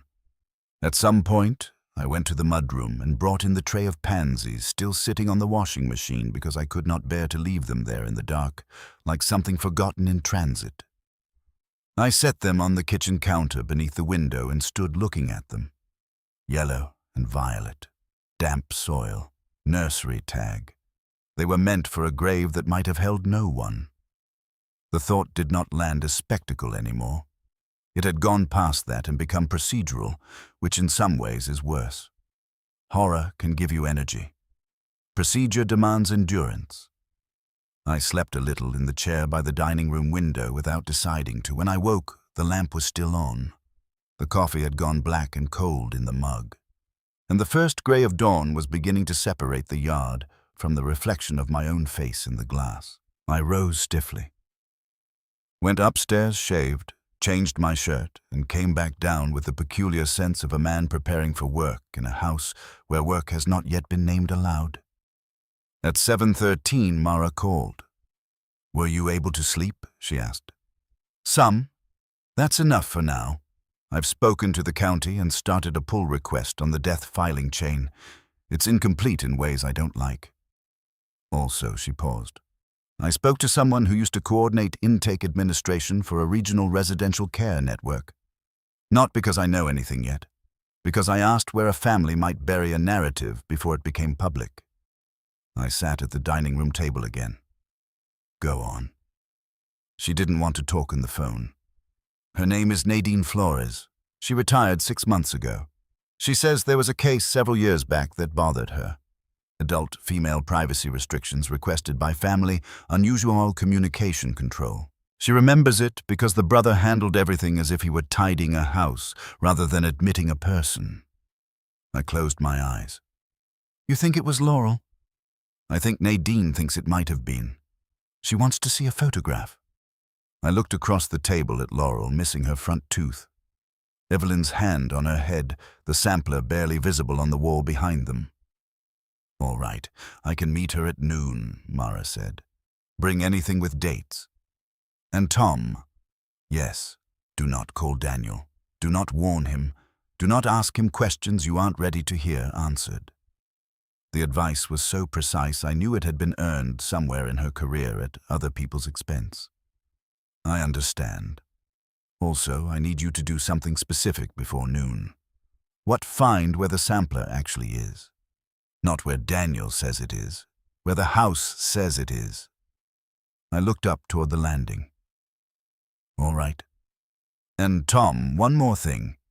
People who curate other people's memory usually have systems, labels, staging areas, duplicate copies. Look for the places in the house where usefulness disguises access. When the call ended, I sat a moment longer, then wrote 3 words at the top of a fresh page in the notebook. Where usefulness lives. The phrase steadied me more than coffee had. Daniel had not gone into some theatrical line of work to ruin us. He had become what people praised: organized, available, calm, the son who handled things. If he had turned those gifts into control, the first places to show it would be the practical ones, the rooms and drawers where household life became records instead of feelings. I started in the den. Daylight altered the room again. The symmetry I had noticed the day before looked almost innocent in morning sun. There is a kind of false safety that depends on daylight. Curtains open, lamp off, dust visible, everything ordinary enough that suspicion feels ungenerous. I stood in the doorway long enough to register the impulse to back out and wait for proof more dramatic than a shifted frame or a binder on the wrong shelf. Then I went to the desk. The desk had belonged to Evelyn's grandfather, a narrow walnut piece with small drawers and a leather writing panel cracked along the edge where generations of elbows had worn it. Evelyn used it for Christmas cards and recipe notes. After she died, Daniel had helped me set it up so bills, warranties, tax papers, and maintenance schedules were easier to access. His phrase, easier to access. I had been grateful. The top center drawer held pens lined parallel in a tray, postage stamps, return address labels with my name and house number printed in a typeface I had never chosen. The right drawer held utility account summaries in labeled folders. The left held household lists and service cards, each one tabbed. Too good, too clean. Not how Evelyn organized, and certainly not how I did. I took everything out and set it on the floor in separate stacks. In the back of the left drawer, underneath a pad of blank stationery, lay a set of copied keys bound with a white plastic tag marked simply, "Upstairs." I stared at them. The house had never had zones, not in that sense. Keys existed for doors, padlocks, the garage side entry before I replaced the handle, the old trunk in the basement, the file cabinet at school when I was still teaching.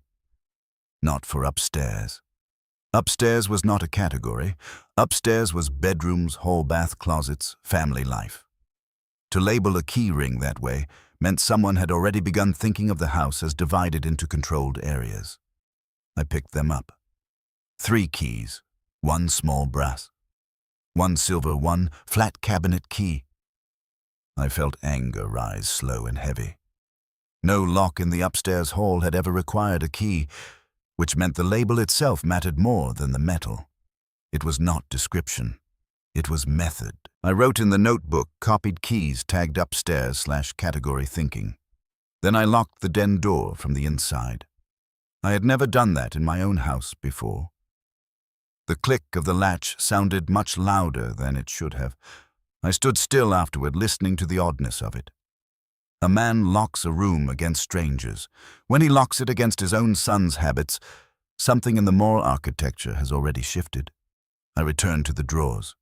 Behind the tax folders in the right cabinet was a slim expandable file marked hospital/estate/later. Daniel's handwriting, all capitals, measured spacing. Inside, I found photocopies of insurance correspondence, discharge summaries from Evelyn's final year. A blank power of attorney form 3 pages of my bank statements from 2 summers ago, and at the back a stapled sheaf titled Home Simplification Notes. I sat down hard in Evelyn's old desk chair. The first page was a list. Hall closet reduce, landing wall remove cloth piece. Guest room clear visual clutter. Laurel room neutralize. Den consolidate memorial materials. Kitchen pad rewrite, weekly larger print if needed. Neutralize. I read the word 3 times before it yielded what it meant. Not clean, not sort, not pack. Neutralize. Laurel room. Neutralize. I could hear Daniel's voice saying it in the tone he used at work when explaining inefficiency to people who mistook themselves for necessary. Not cruel, not emotional, merely practical. The room wasn't to be preserved. It wasn't even to be repurposed. It was to be neutralized, as if it emitted something dangerous through memory alone. My hand tightened on the paper until the staple bit the pad of my thumb. At the bottom of the second page beside landing wall remove cloth piece, there was a check mark in blue ink, not Daniel's and not mine. Mine presses harder and leans left. Daniel's is straight-backed, almost architectural. This mark had a slight hook to it. For one absurd instant, I thought Evelyn. Not because it was hers, it wasn't, but because the possibility that someone else had touched Daniel's list before it went into the desk meant the system was wider than I had yet understood. Then I saw the date at the top, 8 months after Laurel's funeral. I sat with that. 8 months after we had supposedly buried her. Daniel had made a written household plan that included neutralizing her room and removing the sampler from the landing wall. Not because the house had to be cleaned after death, because the timeline of the house still needed managing long after the death itself had been established. I heard the front door open. The sound shot through me with such force that for a second I could not move. Then footsteps in the front hall, light, measured, confident, not a stranger, not Mara, Daniel. I had forgotten he still had a key. The footsteps paused. Dad. My body reacted before thought could catch up. I shoved the home simplification notes under the insurance copy, slid the file closed, and stood. The den door remained locked. Thank God. Or habit. Or accident. Whatever had put that small barrier between us mattered suddenly with terrifying clarity. Dad, he called again, closer now. Your car's here. He crossed the front hall. I could hear it in the floor. One board near the umbrella stand always gave a shallower sound than the rest. He knew that too. Knew everything that could be known by walking a place long enough. He stopped outside the den. The knob moved once, then stilled. I stood behind the desk, holding my breath so completely my ribs hurt. On the other side of the door, Daniel said quietly, "Why is this locked?" Nothing in his voice. That was what made it terrible. No anger, no alarm, no raised volume to excuse what lived underneath. Just curiosity shaped to imply I had crossed into abnormal conduct. He tried the knob again. "Tom." I swallowed. The file was still on the desk, not yet hidden well enough. If he came in now. He tapped once on the wood. Open the door. There was no command in the sentence, only expectation. I looked around the room. Window to the front yard, no other door. Desk, chair, sofa, built-in shelves, my own breathing too loud. The copied keys lay on the blotter where I had dropped them. I swept them into my trouser pocket. Tom. I do not know exactly when fear became strategy. Only that something in me, perhaps the same teacher's instinct that had once let me control a room full of adolescent boys handling sharp tools, answered before panic did. 1 minute, I said. The silence beyond the door sharpened. Then Daniel spoke again, softer. "What are you doing?" I heard myself answer. "Looking for the furnace number." Even in that moment I marveled at the banality of it.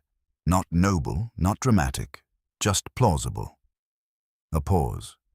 "You said you had it yesterday. So maybe I'm looking in the wrong place." The line landed between us with more force than shouting would have. For the first time since this began, Daniel let a little real feeling show. Not much, just enough that the silence itself changed texture. He understood what I had done there. I understood that he understood. Then he said with exquisite calm, "Open the door, please."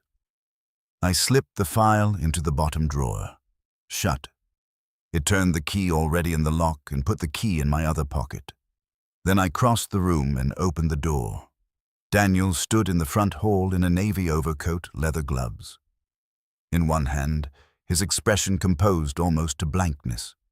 He looked past me into the den, first quick, efficient inventorying.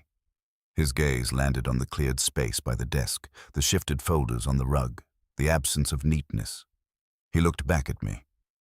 You locked the den. Yes, why I didn't want to be interrupted. By whom you? He absorbed that. Then, with a small movement of the eyes toward the dining room, he asked, What else have you moved? Why, I'm trying to understand what kind of morning we're having. There are people who can make concern sound like jurisdiction. Daniel had always been gifted that way. Standing in my hall coat, still on one glove in his hand, he looked like every capable adult son who has come to rescue a widowed father from his own agitation. If you passed him on the sidewalk, you would trust him with bad news. I'm going out soon, I said, with Mara. Yes. For what? It was not a question grammatically. It was a demand stripped of decoration. I watched him for a long moment. Then I said, You made a list. He did not blink. What list? Home simplification. Landing wall, remove cloth piece. Laurel room, neutralize. Still, he did not blink. He only let a very small breath out through his nose and set the gloves on the hall table beside the church directory. Well, he said, if you found that, then you know it was exactly what it sounds like. What does neutralize mean, Daniel? His face remained even. It means stop preserving stress points in a house that was making you sicker. Stress points. Yes. Laurel was a stress point. Laurel was chaos, he said. And this time he did not soften it. The words landed with such naked contempt that for a second I could not answer. He saw that. I know he did. And because he saw it, because the blow had landed so cleanly, he stepped toward me and dropped his voice. That sounds cruel, he said. I know. But you're acting like I invented what that period was like. I didn't. Mom was dead.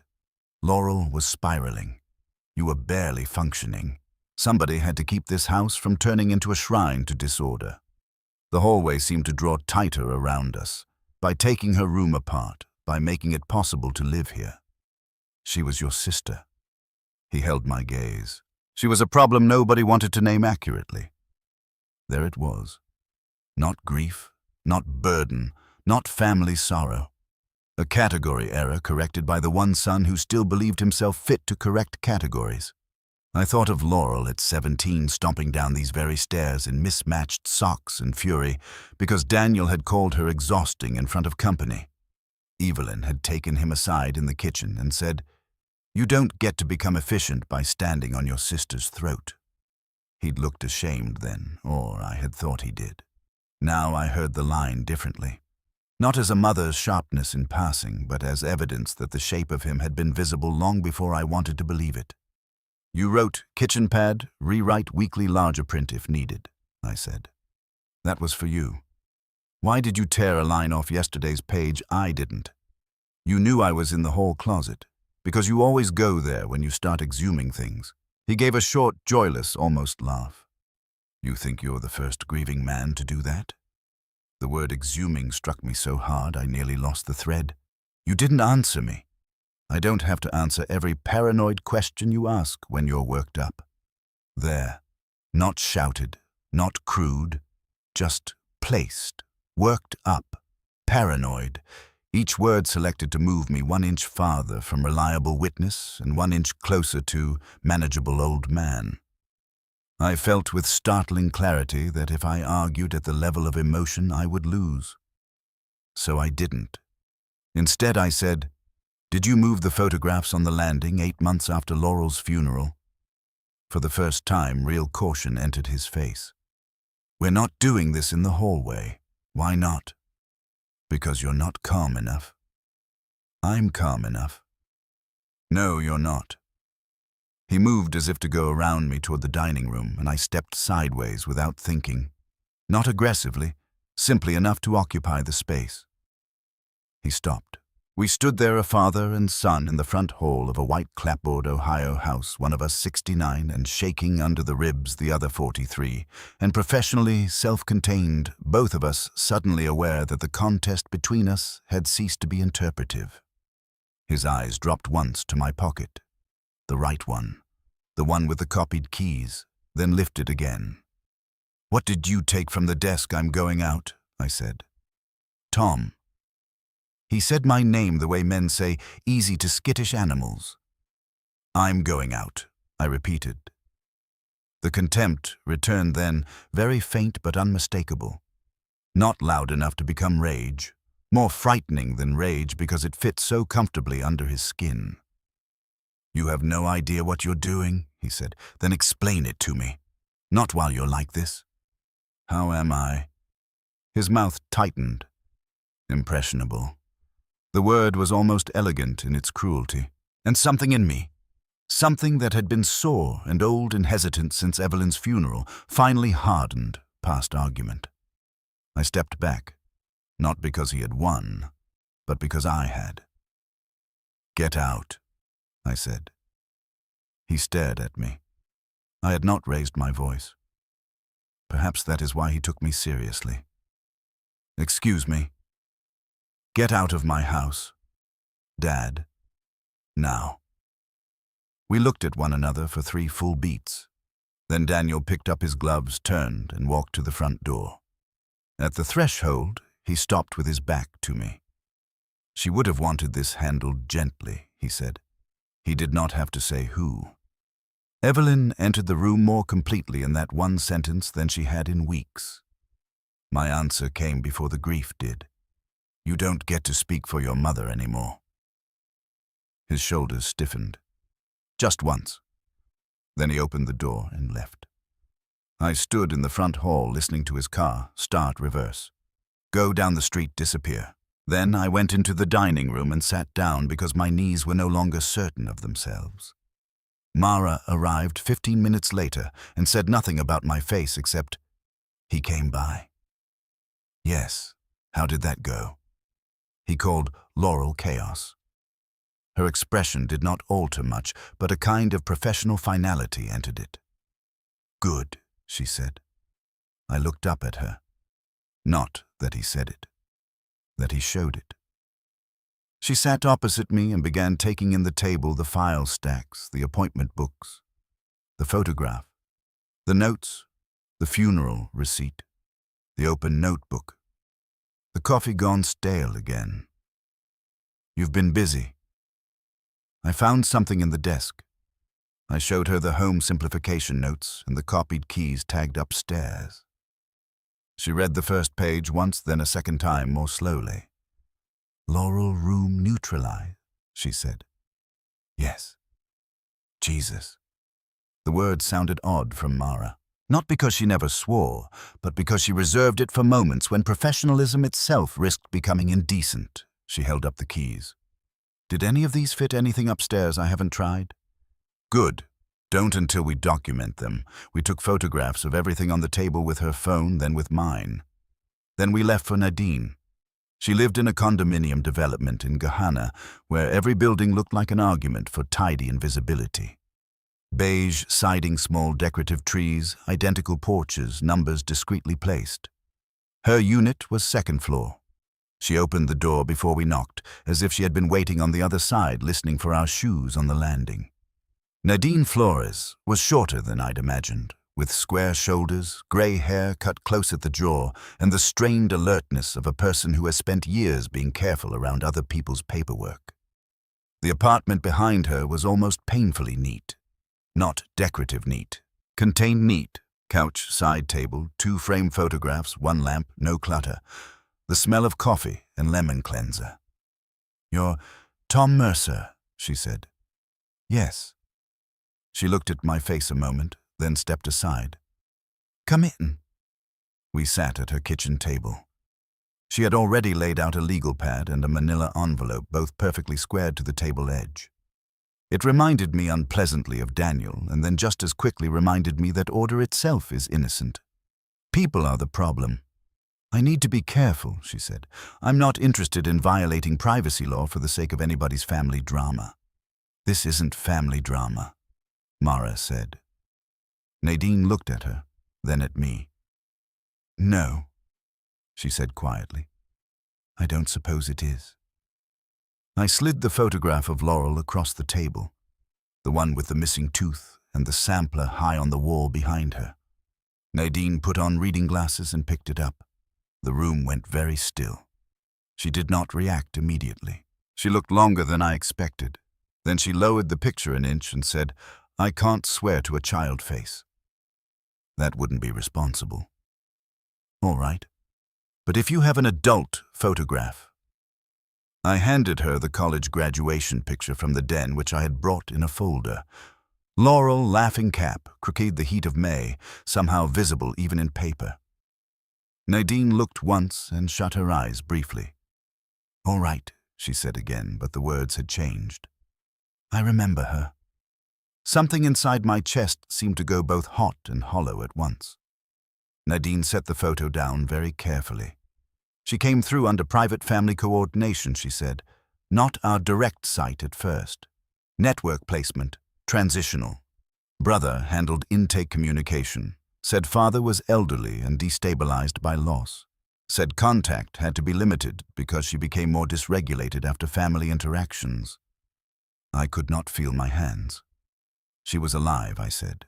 Nadine looked at me, then really looked, and I saw the moment she understood that no one had ever told me plainly. Whatever restraint had kept her voice procedural until then gave a little. Yes, she said. She was alive. I made a sound I had never heard from myself before. Not a word. Something lower, broken off halfway to speech. I put both palms flat on the table because otherwise I thought I might fall out of the chair. Mara asked the next questions because I could not. What date Nadine reached into the manila envelope and took out a photocopy. I kept this because the amendment bothered me. Intake modifications. Contact restrictions expanded. There shouldn't have been so much family-level control without clearer legal review. Mara took the page, first scanned it, then handed it to me. There are moments when print ceases to be abstraction and becomes weapon. Patient Laurel Mercer. Date of amendment. April 4th. Emergency contact Daniel Mercer. Family contact. Father not advised at this time per stability concerns. Restrictions, no direct address, disclosure. April the 4th, 19 days after the funeral. The room blurred. I heard Nadine speaking, but from very far away. Something about sedation review, about transfer, about the brother's insistence that the family needed to proceed as though normal life were being protected. I stared at the date until the numerals became strokes of black ink with no shape. April 4th. Alive. No direct address disclosure. Not advised at this time. At some point, Mara touched my sleeve. Not comfort. Contact enough to remind me I still had a body in the room. I'm sorry, Nadine said. The apology sounded exhausted, as if it had been waiting for a specific face to attach itself to. I thought you knew more. I looked up at her. I buried her, I said. The silence after that was terrible, because no one in the room corrected the sentence. Not yet. At last, Nadine said very quietly, No, you were brought to a service. It is possible for a sentence to cleanly divide a life into before and after, without changing a single object in the room. Her kitchen remained her kitchen, coffee mug by the sink, lemon cleaner smell, beige counter, winter light through the blinds. But after she said it, I was no longer a father who had been lied to about a grave. I was a father who had been managed through a ritual designed to replace a daughter with an event. Mara took over again. Documentation, dates, whether Nadine would be willing to appear if necessary, what she could say and what she would need subpoenaed. I heard enough to understand that the line between family betrayal and institutional compliance had now been crossed in both directions.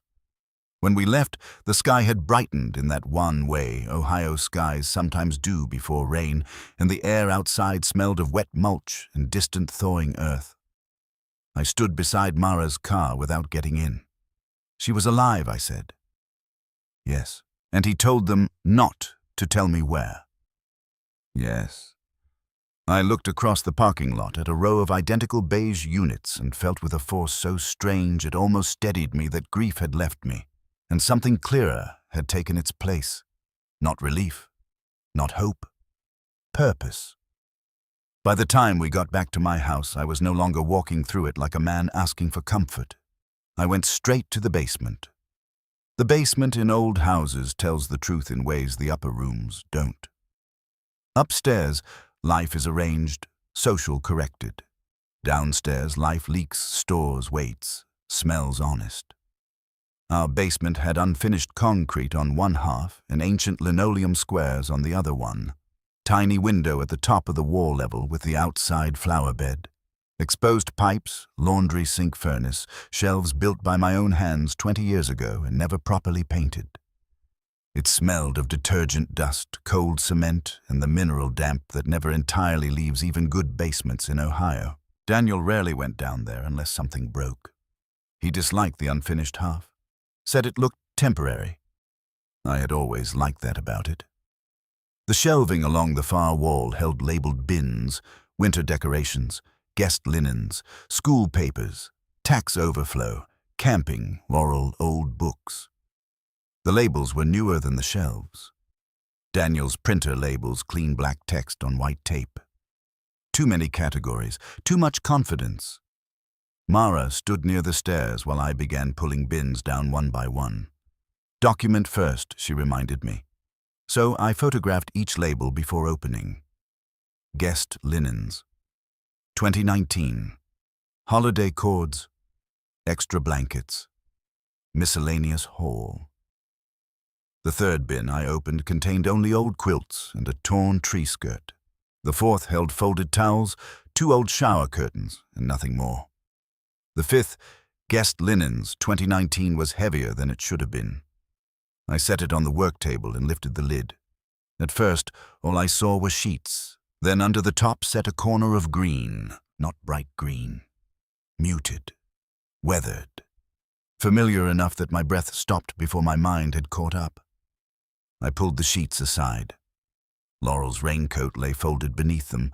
For a second, I could not touch it. The coat was canvas olive green, hooded too big through the shoulders because she always preferred room to elegance. Evelyn had bought it for her at 17 after a week of spring rain because Laurel refused umbrellas on principle and kept coming home soaked. I looked like a county surveyor in this, she'd said. And Evelyn told her county surveyors had better sense than girls who thought pneumonia was a personality. Laurel wore it for 20 years. I laid my hand on the sleeve. Cold canvas. Dry. Real. Mara said nothing. I turned the coat over carefully. On the inside collar hung the dry cleaner tag attached with a plastic loop. Date printed in fading blue, April 4th. The same date as Nadine's amendment. My knees went weak enough that I had to brace against the work table. Inside the coat pocket, folded small, was a receipt. Dry cleaning pickup completed. April 4th. 1 outerwear garment. I opened and closed my hand twice because I did not know what else to do with it. Mara came around the table, then not touching the coat, not touching me, and read the tag. Photograph it. I did. Front back tag receipt coat in the bin under the sheets. Bin label. My hands were steadier than they had any right to be. This is enough, she said. No. What? It isn't enough. She looked at me hard. I think perhaps she expected collapse. Or maybe she expected the sort of grief that bends a man backward into helplessness.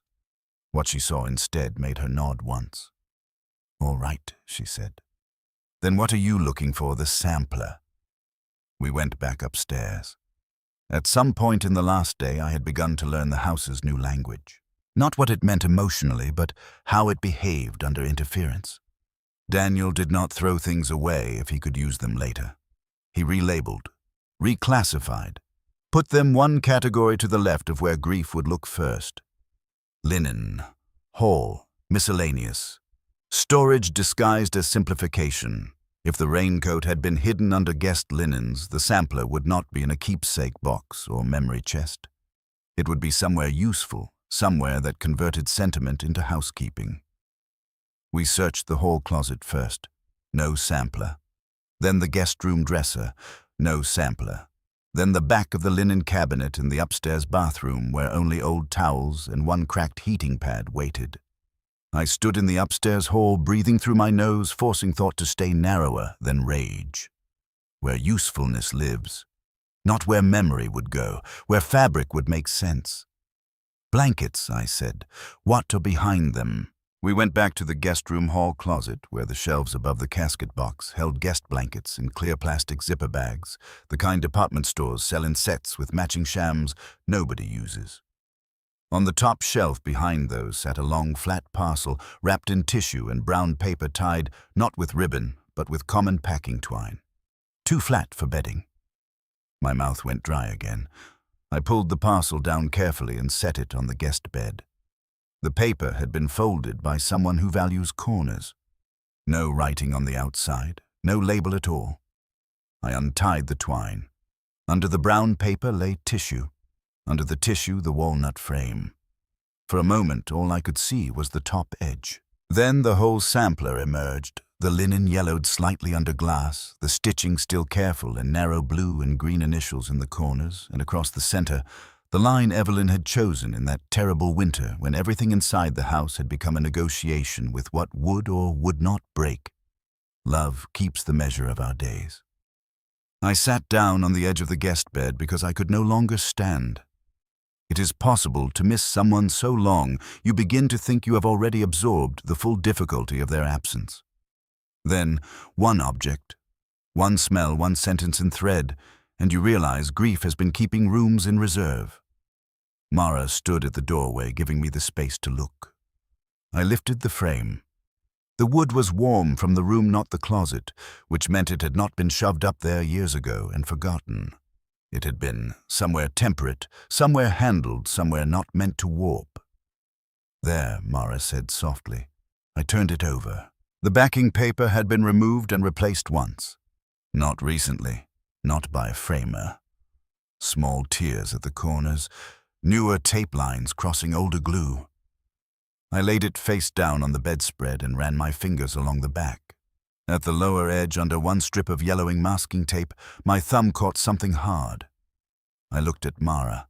Then I peeled the tape back. A small brass picture hook came away with it taped flat against the backing board like an object meant to travel with the frame. I stared at it. Not just any hook. The old hook from the landing wall. Brass darkened by years, one tiny bend in the flange where I remembered suddenly, and with devastating clarity, cursing under my breath in 2002 because I'd hammered it 1 degree crooked, and Evelyn said no one in the world would know. But I would. Someone had removed the sampler, removed the original hook and taped that hook to the back of the frame instead of leaving it in the wall or throwing it in the junk drawer. Someone meant to use it again. And in that instant, with the brass hook in my hand, and Evelyn's careful stitched sentence turned face down across a guest bed that had never belonged to her, I understood the point of no return. The wall had not been altered after Laurel's death to simplify grief. It had been prepared for another version of the family to be installed. I kept the brass hook in my palm until the edges marked my skin. The guest room had gone very still around us. Mara stood in the doorway without speaking. The sampler lay face down across the bedspread, Evelyn's stitches, hidden for the moment, the walnut frame darker where my hands had touched it. Somewhere downstairs, the clock in the hall struck the quarter hour, the sound reaching us thin and formal through the house, as if time itself had decided to remain polite until someone told it otherwise. "Tom," Mara said at last. I looked up. "What do you want to do first?" For nearly 4 years after Evelyn died, I had become a man. People asked that question in a softened voice. "What do you want to do first?" Which was never really a question about desire. It meant, which smaller pain can you survive immediately? Do you want coffee first, then paperwork? Do you want to sit first, then call the priest? Do you want to look at the bills first or after lunch? The language of triage disguised as courtesy. This was the first time in years the question had felt clean. I set the hook down on the dresser and turned the sampler over. Love keeps the measure of our days. I looked at the words a long time. When Evelyn stitched them, she had believed that. Or if not believed it in every pure sense, believed enough to place it on the wall and let the children pass beneath it every morning and every night. The line looked different now. Not false. More dangerous than that. Partial. Love had kept the measure of our days. Yes, but not always honestly. Sometimes it had softened the numbers. Delayed the reckoning, rearranged the pictures until everyone could bear them. I ran my thumb along the lower frame rail. First, I said we stop this from becoming private again. Mara nodded once. All right. We carried the sampler downstairs like evidence and like a body. That is melodramatic language, I know. I would have laughed at it once. But grief changes the vocabulary of weight. By the time we laid the frame carefully on the dining room table beside the raincoat, the appointment books, the funeral receipt, and Nadine's copied intake amendment, the room had ceased to look like a family dining room at all. It looked like the inside of a long-performed lie finally forced into daylight. Mara made the calls. She did it from the kitchen while I remained at the table because she had already understood something I was only beginning to. Daniel's greatest weapon had never been the papers themselves. It had been his ability to make every challenge to them sound like agitation, grief, or confusion. The answer to that was not volume, it was witnesses. By late afternoon there were enough of them. Earl Hensley agreed to come.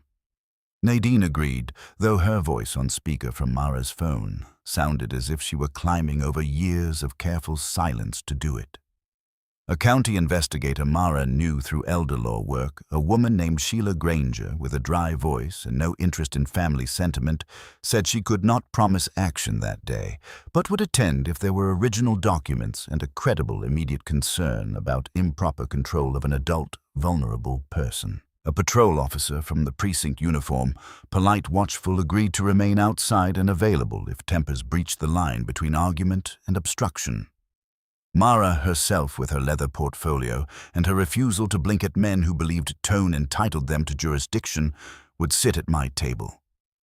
By 4:30, the house felt less like mine than it had in the morning, and more like an antechamber to a hearing. I changed my shirt. That seems a small thing to mention in the face of what had happened. It is not. There are moments when a man changes his shirt because he expects company, and moments when he changes it because he is choosing not to meet a moral test smelling like sweat and basement dust. I stood in our old bedroom with the afternoon light flattening itself against the bedspread and took off the shirt I had handled the raincoat in. In the closet, Evelyn's side remained mostly empty, except for 3 things. I had never moved the cedar sachet on the shelf, her winter coat in the plastic bag from when I could not yet give it away, and the old wooden shoe tree, she used to say, made even the closet feel as if it had standards. I reached for a clean blue Oxford from the hanger and stopped with my hand in the air. On the inside of the closet door, hanging from a brass nail, was Evelyn's old measuring tape. Not because she sewed much. She didn't, because she believed every house needed one on each floor and one in the kitchen drawer in case a decision required exactness. I had passed it 1,000 times without seeing it as anything but household residue. Now the sight of its soft yellow tape numbers, black and red metal tab dull with age, struck me with such painful force I had to sit down on the edge of the bed. She had measured everything. Curtains, children, table lengths for leaves, whether the roast would fit a smaller pan, whether a picture wanted 1 inch more to the right, whether the whole wall could take 1 more frame without looking crowded. And through all of that measuring, through all those years of making the house hold together by proportion and sequence, she had also been teaching us something she never named, that disorder could be survived by arrangement. It took me longer than it should have to understand that arrangement is not the same thing as truth. I put on the clean shirt, buttoned it, and went downstairs. The first to arrive was Earl. He came in with his cap in both hands and paused just inside the front hall as though unsure whether he was entering a home or a boundary dispute. I shook his hand. It felt like gripping weathered wood. "Thank you," I said. "I wish I'd spoken sooner." "So do I." He looked past me toward the dining room table where the sampler in its walnut frame lay beside the raincoat. His face shifted at the sight of both, not with surprise, but with the discomfort of a man seeing private grief laid out in a public order. Nadine came next, carrying the same canvas tote she'd had in her condominium. Her mouth was set too tightly. She greeted no one beyond what courtesy required. And when Mara led her into the dining room, she put the tote down by her chair and squared it neatly against the leg, as if ritual itself could steady her.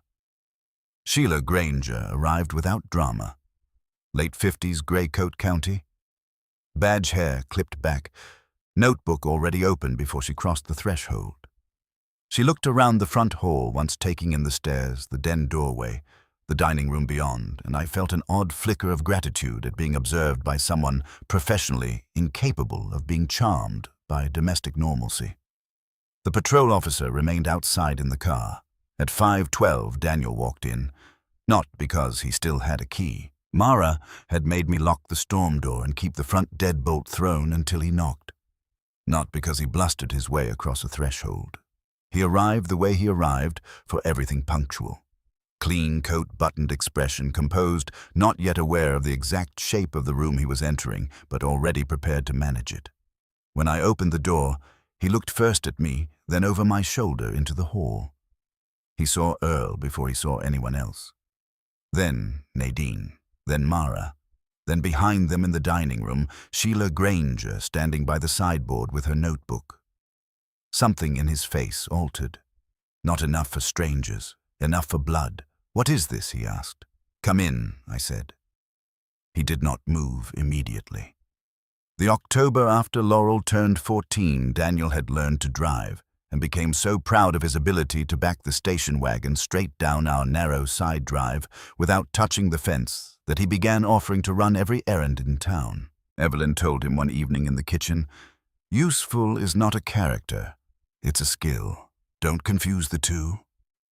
He laughed and kissed her cheek and said, "What if it's both?" At the time it had sounded like a bright boy's joke. Standing in the doorway now, watching his eyes count the witnesses in my house, I heard the old exchange the way a breeze hears weather. "Inside," I said again. He came in. I closed the door behind him and led him upstairs. That was not part of Mara's proposed order. She had wanted to begin at the dining room table with the documents spread out, the county investigator present, the witnesses seated. But once the house had taught me what had been done to it, I knew where the lie had to break first. Daniel followed me without asking where we were going. That too told me something. He still believed room choice belonged to whoever held composure longest. The others came behind us in a line that felt almost ecclesiastical. Earl slow on the stairs, cap in hand. Nadine careful and watchful. Sheila Granger already writing. Mara last, as if she trusted me enough now to let me lead, but not enough to let me stand alone. At the top of the landing, I stopped before the wall. The hall light was off. Late daylight came in thin and level from the window at the far end, catching the faded paint rectangles and the pale pencil marks on the door trim with greater honesty than the fixture ever had. I had not rehung anything. The sampler remained downstairs. The wall stood stripped to its edits. Daniel looked at it once, then back at me. "What are we doing?" I turned to him. "We're starting where you changed the story." He made the smallest sound in his throat. Not laugh, not scoff. Something more dismissive than either. Mara said nothing. I lifted my hand and touched the higher-filled puncture in the plaster. "This," I said, "is where the original hook sat." Daniel's face remained composed. "The sampler did not hang where you told me it did. It hung higher. You lowered it later." The wall faded around two different placements. The photographs were reordered beneath it. The height marks were partly exposed and partly covered. The wall shows it. I turned and took the small graduation picture from my pocket, the one I had slipped there earlier. And this shows it. I handed the photograph to Sheila first, not Daniel. She examined it, then passed it to Mara, who passed it to Earl, then Nadine. By the time it reached Daniel last, the act itself had already stolen something from him. He was no longer the room's natural interpreter. "This is absurd," he said. "No," I said. "It's measured." I had not planned the word. It came from somewhere older than plan. I moved my hand down to the lower clean rectangle. "This is where it hung after you changed it. Lower, neater, with the photographs moved around it." Daniel looked at the wall and then at me. "You invited county personnel to discuss wall decor." The old instinct to become flustered, to defend, to explain why it mattered, rose and died before it reached my mouth. "Not decor," I said. "Chronology." For the first time, Sheila spoke. "Mr. Mercer," she said to Daniel, voice flat. "Your father asked me here because there are questions about record integrity and family control over a potentially living vulnerable adult. If you'd like to keep speaking, I suggest you answer the subject matter that's actually in the room." Daniel's gaze flicked to her, assessed, recalibrated. He was still trying to place how much danger belonged to which witness. I stepped closer to the wall. "My wife put this landing together over 20 years. The children's pictures were in order. The sampler hung above them all. She left space on the trim for the height marks. She did not improvise with afternoon glare, and she did not lower that frame once it was in." I turned to Daniel. "You told me you packed it away because it faded. It did fade. You told me I asked you to simplify the wall. You did. Then explain why the original hook was removed from the plaster and taped to the back of the frame." That landed, not loudly, but undeniably. His expression altered by half a degree. Earl looked at me sharply. Nadine's shoulders tightened. Mara's hand went to the strap of her portfolio and stilled there. I held out the little brass hook in my open palm. "Why would anyone do that?" I asked if the frame was simply being put away. No one spoke. The hook looked very small in my hand. That was part of its power. So much of what had been done to us depended on small things being considered beneath moral notice. Daniel's eyes lowered to it and came back to my face. "I don't know," he said. "Try." I said, "I don't know." "You meant to use the wall again." The hall went silent enough that I heard the old radiator in the bathroom click, as if embarrassed by being part of a house with witnesses in it. Daniel drew in a breath. "You're making meaning out of housekeeping." "No," I said. "I'm making housekeeping answer for itself." That was when his mask shifted for real. Not collapsed, not yet. But the softness around the mouth hardened. The patient's sun look thinned. What surfaced underneath was not rage. Rage would have been easier. What surfaced was a front that the language he had always controlled no longer worked cleanly. "This landing," I said, "is where you started showing me a different family." I turned then and led them downstairs. The den was next. I did not take anyone to the dining room first, because the den had always been the room where memory was displayed as settled. It deserved to be contradicted in its own frame. We entered in a cluster. Evening had deepened enough that the lamps were on. Now, not by accident, but because I had switched them on earlier to prevent the room from hiding in dusk. The photographs on the mantel stood in their improved balance. The memorial binder sat centered on the shelf, still too ready to hand. The leather sofa faced the gas fireplace with the airless correctness of a room arranged for visitors and not for living. Daniel stopped just inside the doorway. I went to the mantel and picked up the childhood photo of Laurel with the missing front tooth, the one that showed the sampler in its original height behind her. Then I set it on the desk blotter beside the home simplification notes and the copied key ring tagged "Upstairs." "Sheila," I said, "would you read the heading?" She lifted the pages, scanned them, and read aloud, "Home simplification notes." Daniel said, "That's from years ago." "Yes," I said, 8 months after Laurel's funeral." Sheila continued, "Hall closet reduce. Landing wall, remove cloth piece. Guest room, clear visual clutter. Laurel room, neutralize. Den, consolidate memorial materials. Kitchen pad, rewrite weekly larger print if needed. No one moved. Earl took off his glasses and wiped them on the edge of his jacket. Nadine stared at the floor. Mara watched Daniel, the way surgeons watch a monitor during a difficult procedure, alert, exact, never sentimental. I looked at my son. Laurel room. Neutralize, I said. Say it for me. He held my gaze. No. Why not? Because this has become obscene. No, Mara said softly from behind me. What became obscene happened years ago. Daniel ignored her. He looked only at me as if the room might still be reduced to the two of us if he willed it hard enough. You have no context for those notes. Then give it. You were not well, that old sentence again. Not false in the simplest sense. Never false enough to be easily rejected. That had always been his genius. He harvested what was hardest and truest in another person's life and turned it into a border around his own authority. I nodded once. After your mother died, I said I was not well. No one in the room expected agreement from me. I knew it because I felt the pause around my own words. I forgot meals. I mixed up months once on a bank statement. I let you pay bills and call contractors and answer questions I should have answered myself. That is all true. I stepped closer. What is also true is that you took every one of those moments and built yourself a throne out of them. He flinched. Barely. But I saw it, and because I saw it, I went on. You learned how to say, "You're doing it again," when what you meant was, "Stop seeing what I need hidden." You learned how to use your mother's voice without any of her mercy. His face drained then, not into shame, but into something flatter and colder. You don't know what Mom wanted, he said. It was the first time he had brought her into the room directly, and I felt the blade of it clean through. No, I said, not all of it, not anymore.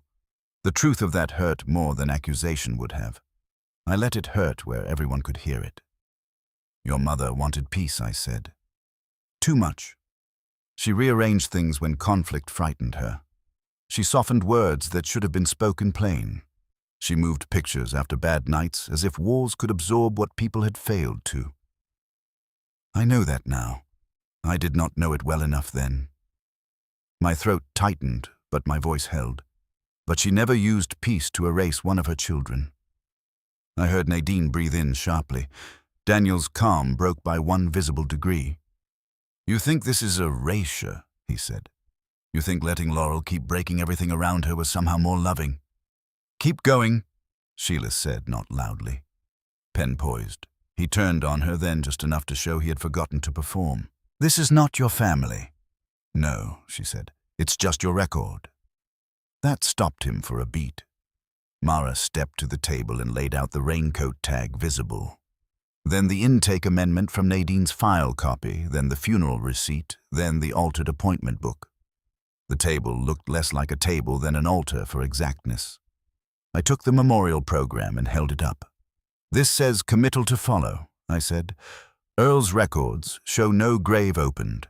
Nadine's record shows Laurel alive on April 4th, under privacy restrictions with me specifically cut off from address disclosure. Her raincoat was dry cleaned that same day and hidden under guest linens in my basement. I put the program down. Then I looked at Daniel and asked the question that had been waiting in the house since the cemetery.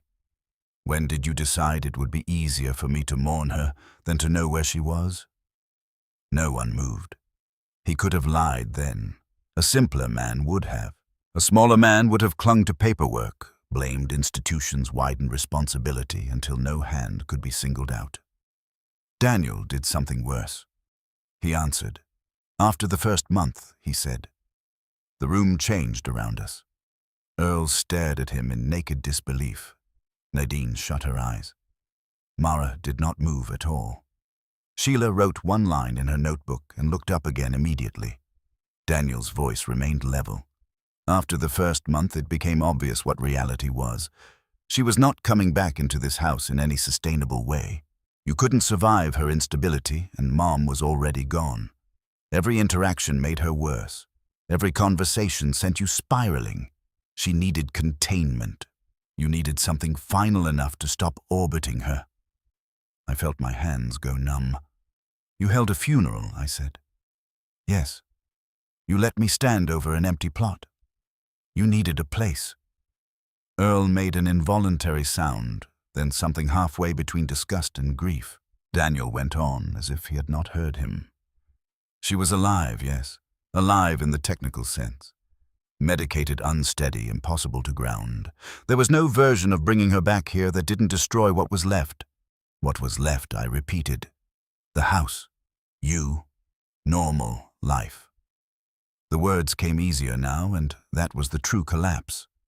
Not volume. Ease. Once the room had ceased to reward him for softness, he stopped spending it. Nadine spoke for the first time since we came downstairs. She asked for her father twice during intake. Daniel did not look at her. She was dysregulated, he said. She was scared. She was unmanageable. I stepped toward him. My daughter is not an adjective you get to perfect. He met my eyes then, and what I saw in his was not hatred.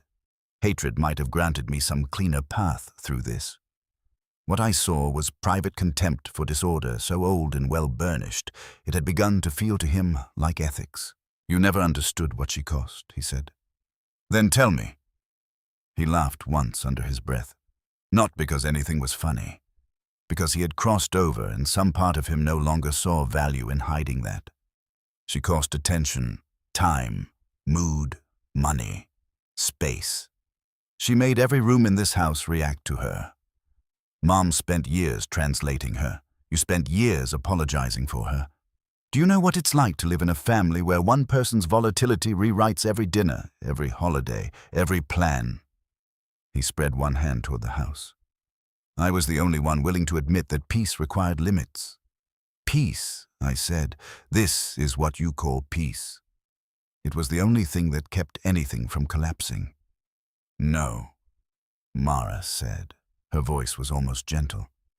What kept anything from collapsing was everyone else continuing to confuse your control with competence. Daniel turned toward her with a look that, if I had seen it directed at my wife years earlier, might have saved us all time.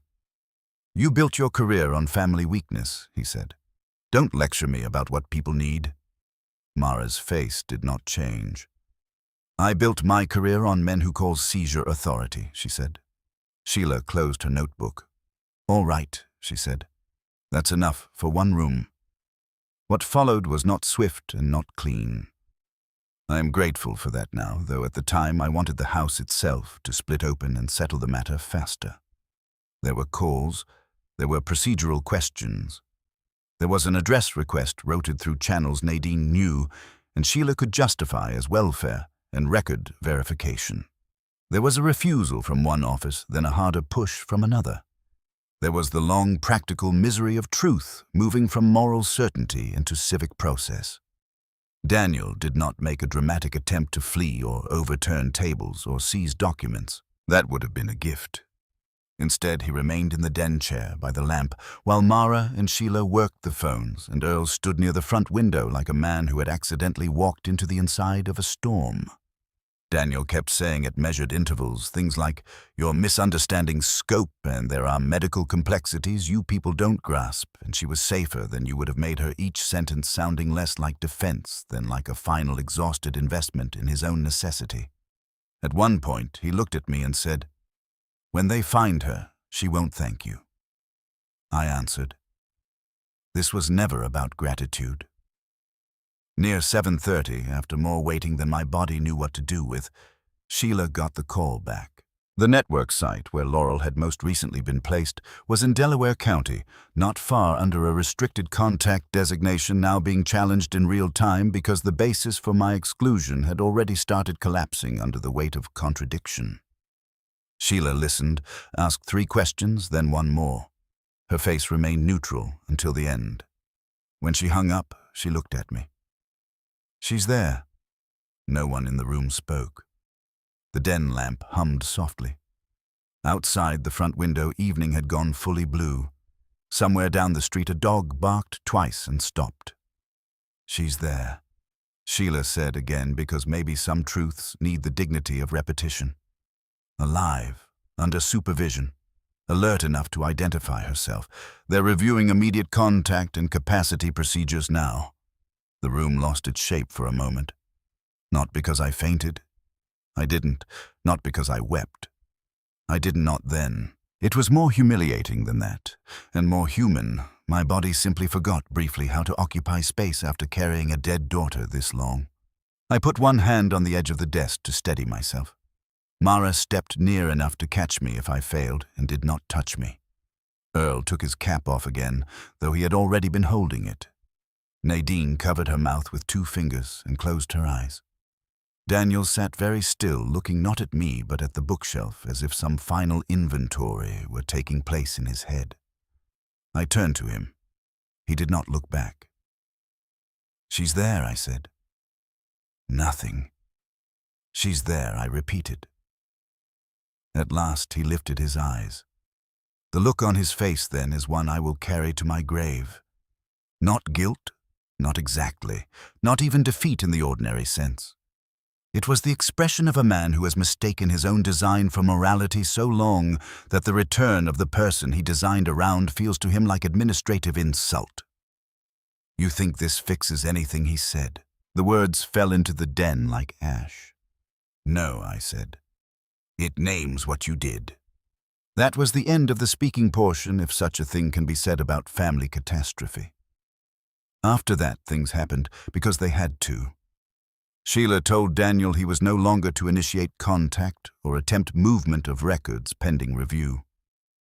Mara told him in a voice as dry as paper that any decision-making authority he had assumed would now be examined for fraud, misrepresentation, and civil exposure. Earl left first, after gripping my shoulder once without words. Nadine promised she would sign whatever needed signing, and then stood in my front hall as if ashamed to be wearing her coat in a house where so much had been taken. I walked her to the door and thanked her.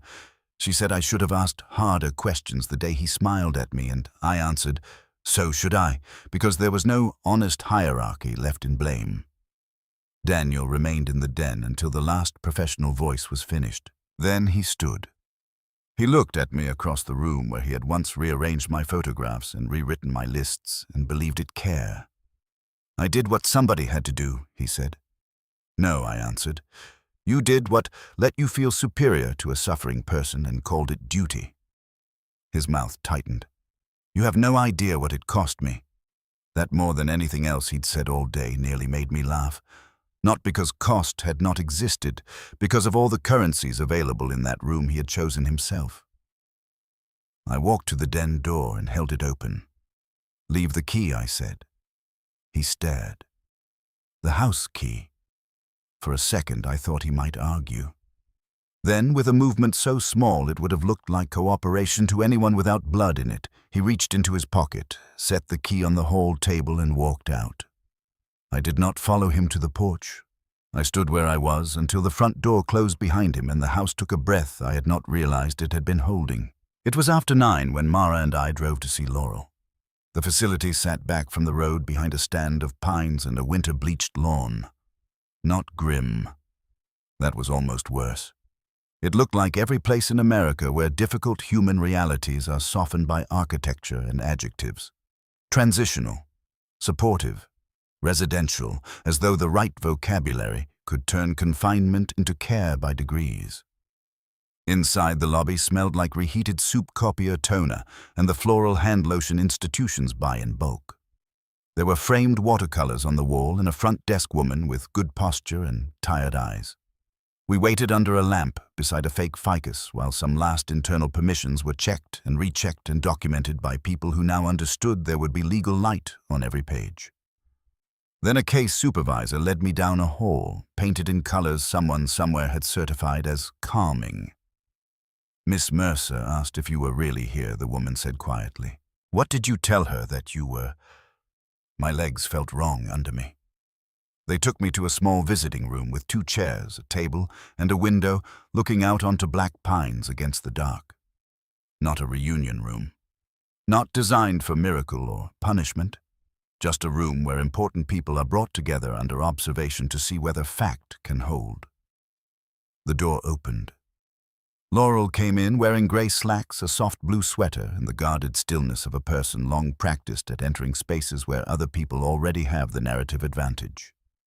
For one terrible second, I almost did not know my own child, not because she was unrecognizable, because she was older than the dead become. The dead freeze at the age you assign them. The living go on. Her hair, once thick and difficult, and always escaping clips, was shorter now, and threaded with faint silver at the temples. Her face was thinner. The quickness around the eyes had not vanished, but it no longer came to the surface for free. Her mouth trembled once, and then steadied itself. "Dad," she said. I stood up too fast and had to catch the back of the chair. "Laurel." There are 1,000 ways people imagine reunions because most of them belong to stories in which time has not been used against the people involved. We did not run to each other. She did not collapse into my arms. I did not begin speaking in apologies big enough to bury years. We stood there for a full 3 seconds, looking at one another with the helpless awe and terror of people who have been made strangers by administration and grief. Then she crossed the room and put her arms around me. She felt real in all the humiliating ways reality insists on. Bone at the shoulder, warmth through wool, one loose strand of hair against my cheek, the small hitch in her breathing she had had since childhood whenever she tried not to cry in front of someone. I held her and understood at last the full obscenity of what had been done. Not because she was alive, because she had remained alive without us, and I had been taught to call that love's conclusion. When she pulled back, she looked at my face as if checking whether I was all the way present. "I thought maybe he'd told you I said not to come," she said. My throat closed. "No." "He said it would hurt you worse if there was contact." I sat down because I no longer trusted my knees. She sat opposite me and folded her hands in front of her on the table the way Evelyn used to when trying to keep herself from interrupting. For a long moment, neither of us spoke. Then Laurel said, "I hated you some days." The sentence hurt cleanly, which was a kind of mercy. "I know," I said. "No, you don't." Her mouth shook once and steadied. "I hated you because I thought you had agreed." "Not at first. At first I thought everything was temporary, that they were keeping me somewhere until I stabilized, until paperwork cleared, until I stopped making things harder. Daniel said you couldn't take it. That after Mom, if I kept trying to come home or call, it would put you back in the hospital. He said you wanted peace." I shut my eyes briefly. "Your mother wanted peace," I said. "Too often. I wanted whatever let me survive the week. Those aren't the same thing." She looked down at the table. "I should have kept pushing." "You were alive," I said. That was enough work. At that, she did cry, though quietly, face turned aside, one hand over her eyes, in the same gesture Evelyn used when migraines took the room from her by degrees. I moved my chair closer and sat beside her, and for a while, neither of us said anything that would have helped. What can you say inside such damage that you're sorry? True useless, that you didn't know, true humiliating, that everything will be handled now, maybe true inadequate. In the end, what mattered first was not language, but time spent in the same room without correction. After a while, Laurel wiped her face and laughed once weakly at herself. "I still don't do this prettily," she said. "You never did anything prettily on purpose." That got a real smile from her, brief and gone, but real. We stayed until the staff told us gently, and then less gently, that the hour had been exceeded. Leaving her there that first night tore something in me open all over again. I had not gotten her back. Not yet. Truth had won its first hearing, that was all. She would not come home with me in my car like a child recovered from summer camp. There were reviews, capacity questions, transfer procedures, legal layers. Real life, insultingly intact. I had to kiss my daughter's forehead in a beige institutional room and tell her I would come back tomorrow and mean it with the full weight of a man who had once been taught to grieve instead. When Mara drove me home, the house looked different from the street. Not healed, that is too neat a word, but stripped of one layer of performed innocence.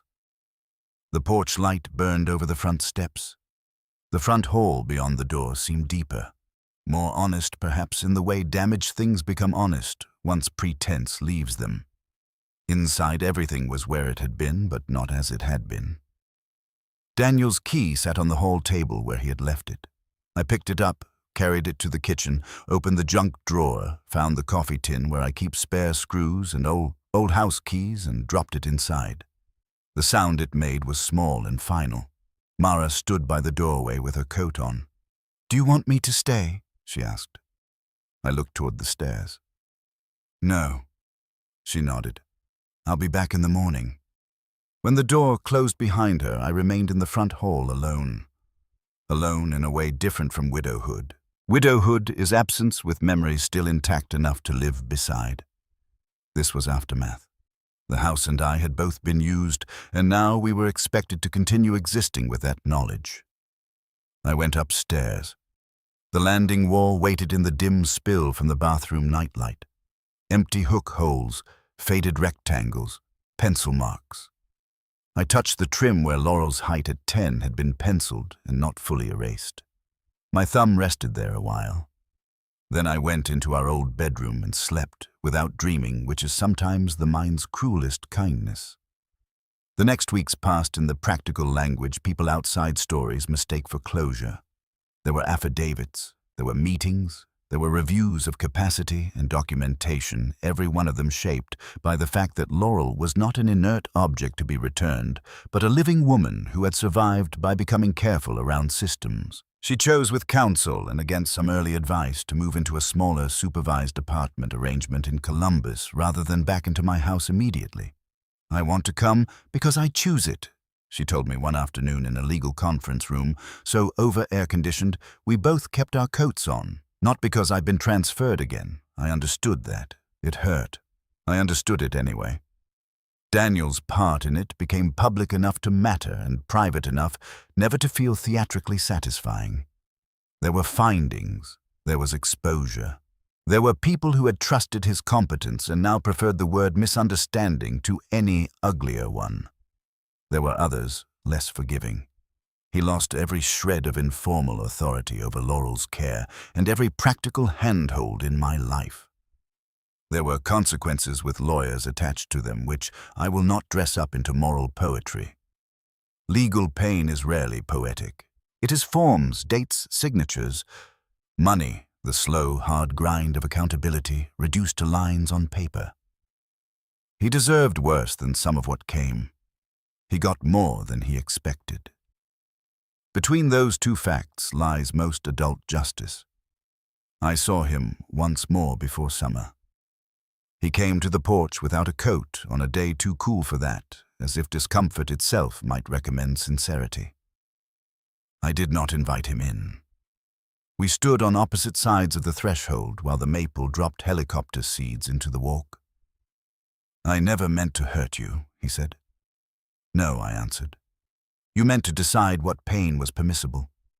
He looked older, smaller maybe, or perhaps merely unframed by the house that had once obeyed him. "I thought I was saving what was left." "You were saving yourself from difficulty." He looked as if he wanted to say more, perhaps something about context, necessity, burden, the old words. Instead, he swallowed and said, "Do you still love me?" It is a terrible thing to be asked for pure sentiment by the child who has desecrated your trust. "Yes," I said, because lies had done enough in this family, but not in a way that gives you room. He nodded once, eyes on the porch boards. Then he left. I watched him go and did not call him back. By August, Laurel could come to the house for afternoons. The first time she walked in without staff paperwork or witnesses, she stopped in the front hall exactly as I had stopped months earlier, when the house first began to feel edited. Only her stillness meant something different. She was not trying to detect a lie. She was trying to understand whether home could hold her without rearranging itself around her. "It smells the same," she said. "What smell?" She smiled faintly. "Coffee, lemon oil, and old wood trying not to admit it's old. That's not a smell, that's an opinion. Same thing in this house. We did not force the upstairs on her that day. We sat in the kitchen. I made chicken salad the way Evelyn used to, with more celery than Laurel preferred because habit still outruns revision sometimes. Laurel ate half a sandwich and then laughed when I apologized for the celery. "If that's the worst thing the house does to me," she said, "we're ahead." The second visit, she asked to see the landing. We went together at dusk. The wall was still bare. I had not rehung the sampler. I had not rehung anything. The house had needed time to remain visibly altered. A scar covered too quickly becomes another lie. Laurel stood before the wall with her hands in the pockets of a different coat, navy lighter weight, new enough that it offended me in some irrational childish corner because no coat had the right to replace the green one. But there she was, alive enough to own another coat, and I was done arguing with facts that generous. "She lowered it," Laurel said softly. "What, the sampler?" "Mom. Once. Then put it back up." I looked at her.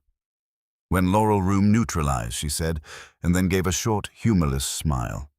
He wasn't subtle even before he had lists. "One night, after a bad argument, Mom took it down because she said the wall looked crowded. I knew she was scared." Laurel touched the trim lightly where an old pencil mark showed. "She said if things were a little calmer to look at, maybe everybody would breathe better." I closed my eyes for a moment. She always thought she could lower the temperature by adjusting the room. Laurel nodded. She wasn't trying to erase me. No, she was trying to survive me. "No," I said, and opened my eyes. She was trying to survive fear. There's a difference. One matters.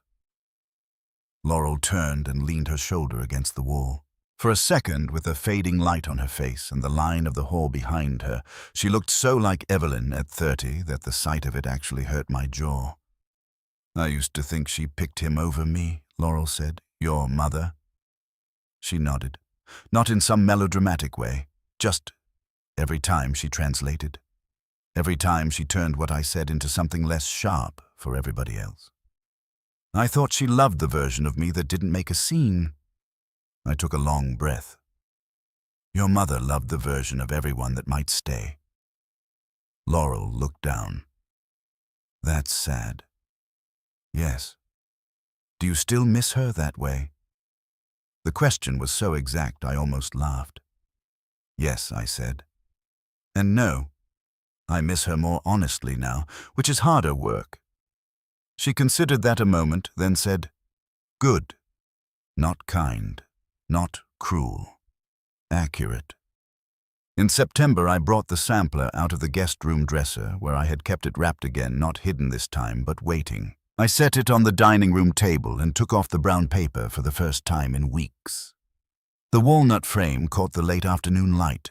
The stitches remained what they had always been, careful, durable, made by hands that believed thread could steady a home. I called Laurel. "Come over tomorrow," I said. "What for?" "I think the walls had enough time." There was a silence on the line, then a quiet, "All right." The next evening she arrived just before sunset. I had already found the small hammer, the level, and the brass hook. Not a new hook, the old one. I had cleaned it but not polished it. There are restorations that insult the years by pretending wear is dirt. We carried the sampler upstairs together, not ceremonially, just carefully, both hands on the frame, moving slow on the stairs, because walnut and glass have their own weight and because memory does too. At the top of the landing, I set the frame against the wall and stood back. The evening light came in warm through the end window, deeper than spring, softening the paint while leaving the faded rectangles still visible if you cared to see them. Laurel held out her hand. I gave her the hook. For a moment, she just looked at it lying in her palm. Then she laughed once very softly. "I remember you cursing at this. You were 10. You said words Mom said were for outside repairs. I was doing an outside repair indoors. She smiled. Then the smile went and she placed the hook carefully against the higher original puncture in the wall. Here, she said. I took the hammer. The first tap sounded much too loud. The second settled the brass. The third seated it. Then we lifted the sampler together and set it in place. It hung slightly left at first. I could tell without the level. Evelyn would have told me not to be proud of seeing that. Laurel saw it too and nudged one corner with her fingertips. I adjusted. She stepped back. I lifted the level to the top rail. Bubbles centered. We lowered our hands. Love keeps the measure of our days. The line looked different now than any time in the years it had lived on that wall before. Not innocent, not disproven, heavier. I saw the old faded outlines around it where other frames had once sat in altered order. I saw the pencil marks on the trim still visible beside the door. I saw the small imperfections in the linen that I had never noticed when life was busy enough to protect me from reverence. I saw, in other words, not a restored past, but a truthful arrangement inside damaged time. Laurel stood beside me with her hands tucked into the back pockets of her jeans, head tipped slightly the way Evelyn used to when evaluating whether a room had finally stopped lying. It's strange, she said. What is? It looks right, and it still doesn't look like before. No, I said. It doesn't. We stood there as the light lowered. Downstairs, the house gave off its evening sounds. Refrigerator hum. A distant pipe knock. The old floorboard at the head of the stairs settling under some remembered pressure. Nothing haunted, nothing dramatic, just a house returning carefully to the business of being inhabited by truth. After a while, Laurel slipped her arm through mine. Not clinging, not needing, just there. I covered her hand with mine and let my eyes rest on the sampler. I thought of Evelyn on the step stool with the hammer in her hand and the future still loose in the room around us. I thought of Daniel as a boy offering to run errands because usefulness felt like love to him before it calcified into authority. I thought of Laurel at 9, planting marigolds too early and calling half their return a negotiation with death. I thought of myself standing in this same hall for years, believing endurance was enough if practiced quietly. It hadn't been. Peace had not saved us. Arrangement had not saved us. Love, unguided by truth, had not saved us. But truth finally spoken plain, had given love somewhere honest to stand.